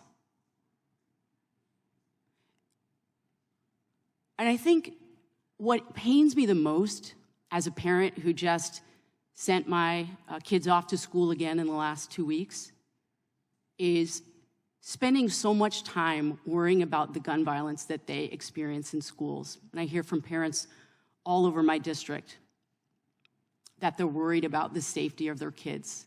And again, whether it is the violence at the border, whether it is a broken immigration system, whether it's gun violence prevention, I wish that we could stop the grandstanding and actually sit and do work together. That's why we're sent here. We are not sent here to serve any person running for president. I don't care what side of the aisle you're on. That is not what we're here for, to talk about your guy or your gal that you want to see in that office. The American people deserve better from all of us. My family deserves better from all of us. And again, there is nothing that I can say to you who have lost your children other than to say, we need to do better. And I make my commitment to you to do my part, to work across the aisle, to stop demonizing each other, to stop demonizing Americans. And I also come to this hearing as the child of an immigrant who came here for a better life. And I never imagined that I would be in the halls of Congress as the child of an immigrant. And so I am holding many stories here as I sit here, and I'm just very deeply, deeply sorry for your loss. And I will do everything that I can in my job to make sure it doesn't happen again. I yield back. Gentlelady yields back. The chair recognizes Mr. Hunt of Texas. Thank you, Mr. Chairman. Today we have family members of victims who were murdered by illegal aliens who should not have been in this country in the first place. I want to start by saying to the victims' mothers, Ms. Nungaray, Ms. Morin, Ms. Nobles, and Ms. Fundner, how sad I am for your loss, and I genuinely mean that from the bottom of my heart. It takes so much courage for you to stand before us today, sit before us today. It's been a very long day, and for us to hear your testimony and for us to hear your stories, it really warms my heart, and I know that there's bravery left in this country, and you represent that. You embody that. Ms. Nungaray, I am a fellow Houstonian, and I want to especially thank you for being here. Your tragedy hit very close home to me. Your testimony is heartbreaking, and 2 illegal aliens walked across the border thanks to the Biden-Harris administration's open border policies. Within months of being in this country, they took the life of your young daughter, Jocelyn, which is ridiculous. And I'm a co-sponsor, and I'm also strong supportive of the swift passage of the Justice for Jocelyn Act so that no child or parent will ever have to experience this tragedy again and sit before us in this hearing room again. Thank you for being here. Question for you as well, ma'am, if you're open to it. I would like to give you the opportunity to tell us anything that you have not mentioned in your testimony about your beautiful daughter, Jocelyn.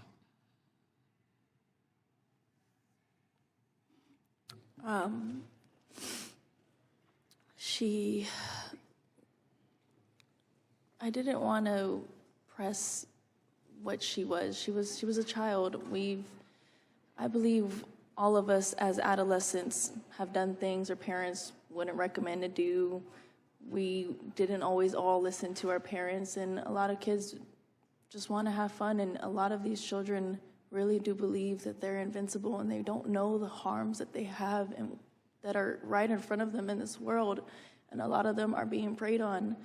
And my daughter really should have felt safe to, even if it was late at night, which she had no business doing, we know, but she should have been able to walk a couple minutes from our home and be able to safely get home without having to be lured somewhere by being the helpful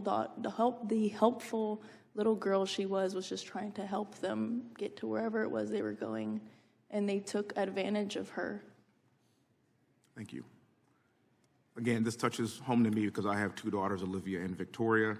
If some of this happened to them, I actually don't know what I would do. Actually, I have an idea, and I probably wouldn't be in Congress anymore. So I understand your frustration, and you're right. Our children should be able to walk these streets safely, no matter what hour, no matter what decisions that they make. The left keeps saying that statistically Americans commit more crimes than non-Americans in this country. Well, I'll let my colleagues on the left to know that these mothers that are dealing with this understand that that's actually not true. And in fact, police sources told the New York Post that around 75% of people arrested in Midtown Manhattan, which is not necessarily a direct border state, in recent months, they've been illegal aliens. The federal government must do everything it can to protect American citizens. That's actually our sole purpose. That's our number one job. And we can do that. It's simple. We need to reestablish the immigration and border policies that worked under President Trump. This is not difficult. My colleagues on the left want to say this is not political and it doesn't matter who your guy or gal is. Yes, it does. It really does, actually. And because if President Trump were in office right now, we wouldn't be sitting here. And I don't care what political affiliation that you have. Those are facts. Kamala Harris wants you to confuse her border policies now because now she's claiming that she supports Trump's border policies and she wants you to believe that she's tough on the border. But we know that's not true. And as we know, that the best predictor of future performance is past performance. There's been a lot of talk today about policies. House Republicans in May of last year passed H.R. 2, the Secure the Border Act. House Republicans have done our part to attempt to prevent these tragedies from occurring and happening again. But the Democrat-led Senate didn't even take up the bill.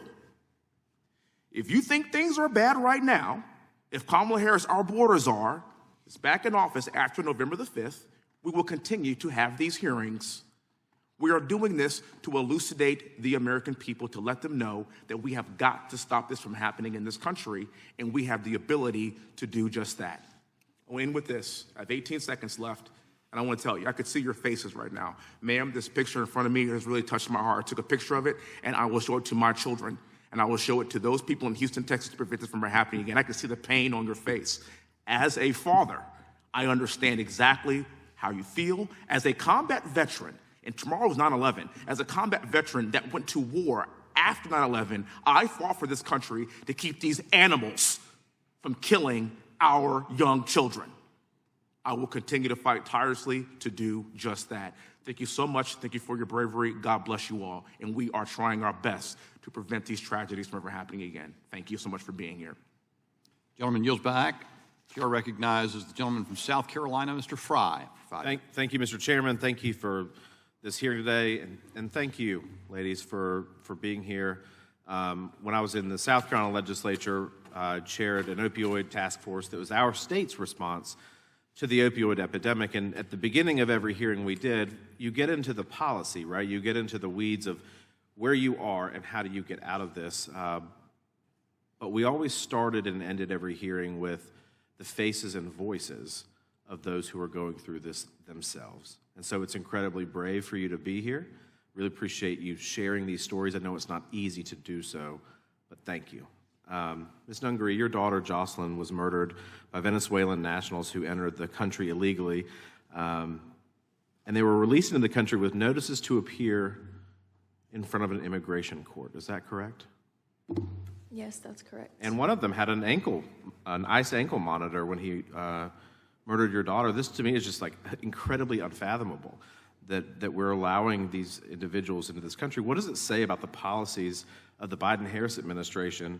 Are there border policies or lack thereof working for the American people? There's a huge lack for public safety for us U.S. citizens. We should be able to feel safe throughout all cities of the United States, and it is a very, very broken, failed system. And I'm very appalled to be in this country because of how failed it is, especially after losing my daughter. We should be safe, and that shouldn't be a question. That shouldn't be a privilege. That should be a requirement. As a U.S. citizen, we should be safe at all times. No, I completely agree with you. And unfortunately, there are so many that are similarly situated to you and all of you that are going through this. Ms. Nobles, I want to turn to you. The illegal alien who murdered your daughter was an unaccompanied minor when he entered the United States. Once he committed murder, local police were able to determine that he was actually in a gang, MS-13, and had a criminal record in El Salvador. Can you tell us what happened when Martinez became custody of Child Protective Services after he murdered your daughter?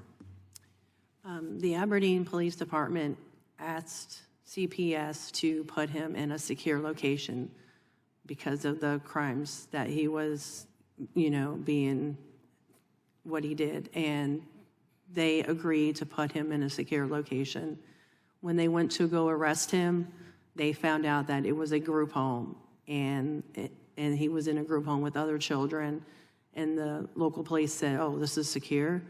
They did not know, CPS did not let the Aberdeen Police Department know that they moved him from the group home to a foster home and enrolled him in high school. And what types of freedoms did he have after he did this? You said he was enrolled in high school, which is... He was put in high school with 1,400 other students, knowing that he was in a premeditated first-degree murder case, rape and assault. Exposed to all these other individuals. All these other individuals, and it makes me so angry that they put other children at risk. If Kamala Harris were here right in this committee hearing today, she was sitting here on the House side, what questions would you have of her? Well, actually, I would say, well, you can have Walter come live with you, because Kayla was murdered in her own bed. She was sleeping, and she had to wake up to this monster breaking into her room and strangling her with her own phone cord. She can have him. But she won't. Of course she don't want them in her house, but she's all for him, and it's not a joke. I would tell her, this is not a joke. You're laughing. These are real people, real children who had lives and was taken from them in the worst way. Thank you for that. Ms. Morin, I want to turn to you. In your testimony, you talked about how the Border Patrol let a man with an open Interpol warrant for murder enter our country. Do you feel safe under the broader policies of the Biden-Harris administration? Mr. Fry, Ms. Morin stepped away. Stepped away. Well, any of you, do you feel safe under the Biden-Harris policies? No, they chose to give people that have never contributed to our country the possibility of a better life while making the lives of the citizens worse, while risking public safety. They gambled because it's not their lives to gamble with. They have their private security. They have bulletproof car vehicles. They live in gated communities. What about everybody else that has to live with these individuals in their communities? And going back to the case of Maria Gonzalez, her neighbor was one of those individuals that was brought here. He was an unaccompanied minor, and ironically, since he left his town in Guatemala, the murders of little girls stopped. You know what's remarkable to me, and I was listening in my office or listening to the commentary on the other side. I'm happy to work on securing the border. But every time that we have come forward with a bill or a policy initiative to do that you actually secure the border, that you stop the flow of people who don't know why they're in the country, that we stop the criminals from coming into the country, they don't engage. They shut down debate. They say we're engaged in conspiracy theories. In fact, you know what's so strange? One of the first hearings that I was ever in this room, the ranking member said that we were imagining a border crisis. That is insanity. Y'all are living this every single day, and there are millions of people who are in your shoes. Thank you for your bravery today. Thank you for being here. And we will be praying for you and with you and continuing to push this and make sure that we can secure our borders. Thank you. Gentleman yields back. Chair now recognizes the gentleman from Ohio, Mr. Ruley. So I spent 6 years in the Ohio Senate, and I'm only in my 3rd month in Congress. So I've seen a lot of testimony over the last 6.5 years. This is the first time I was nervous, being in front of all the mothers. And my days are long. I have a lot of different things, hats I wear in my life. I came home a couple months ago, and I watched a lot of news, and I saw Jocelyn's picture. Just completely broke down. Anyone that has a daughter, there's no way you could get around that. And I started thinking about what kind of questions I could ask the moms. And like, I'm drawing a blank, and so like my cousin died young, my best friend got killed. So I got like a lot of their moms together so they could help each other and have like it's like a coffee group, and they get together and then they talk. Then I was thinking about the ultimate mom, Mary, and how her son was sacrificed, and she had to watch that, and she had to carry on. And you guys are going to carry on. And you're here, and you are empowering yourself. You have to say this story over and over and over again. And I can't imagine how you wake up in the morning and you don't have her, or your kids, you don't have them with you, and how you go on. All my grandparents were born overseas, and then we celebrated going through Ellis Island. My one grandma, Jeanette, she got stuck in Ellis Island for like a year because there was medical things, and we vetted everybody, and then we assimilated. We're a country of immigrants. We're not anti-immigrant, but we don't know who's here. And you guys are the biggest stories of them all. You know, in Ohio, I know handfuls of people that have been killed in drunk driving that are from illegal aliens that are driving these vehicles and shouldn't be there. I really encourage all of you to continue this venture and don't stop. I mean, and it's easy for me to say, but no matter how bad it hurts, you have to keep telling the story, because people in everyday life, it's just a little blurb of your stories, and it's coming to a theater near them. In Springfield right now, you've heard in Ohio, there's tens of thousands of Haitians that are there. There's a little boy, 11 years old, killed by one of them. I'm not going into all this stories about all the other different cultural things. I'm just talking about bare bones here, and this is Ohio. So I just want to take a second, and I know a couple of the moms are from Maryland. And so when I heard that, like Maryland, and being in Ohio and living our lives, when you hear the border crisis, you think it's Texas or you think it's Arizona. You don't think Maryland. You don't think Ohio. You don't think Vermont. You don't think Massachusetts. You don't think Minnesota. You think Texas. But Maryland is like as far away from the border as you can get. And so just with the moment for the moms that are from Maryland, there's no way you could have ever thought that in your neck of the woods that your kids wouldn't have been safe. And here we are. We have to vet these people. So if the moms from Maryland could just say a word or two.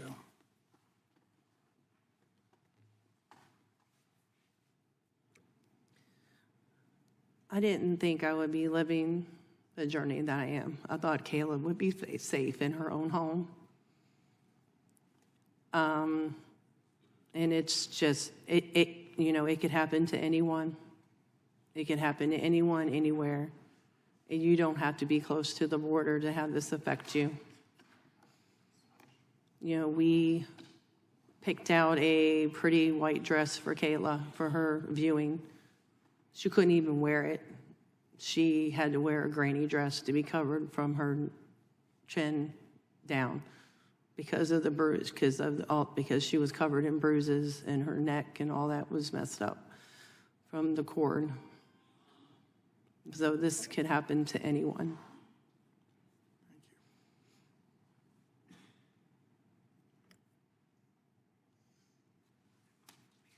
Well, I can't thank you enough. And if you can continue the journey, the public needs to know this isn't Democrat or Republican. This is just America. And we could do better. and your kids didn't die in vain. With that, I yield back. Gentleman yields back. Once again, I want to thank you all for being here and telling your story.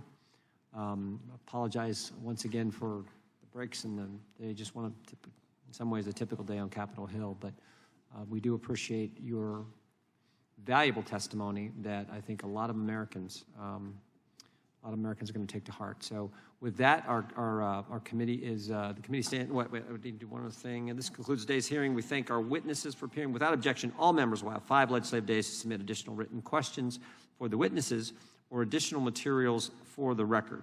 Without objection, the hearing is adjourned.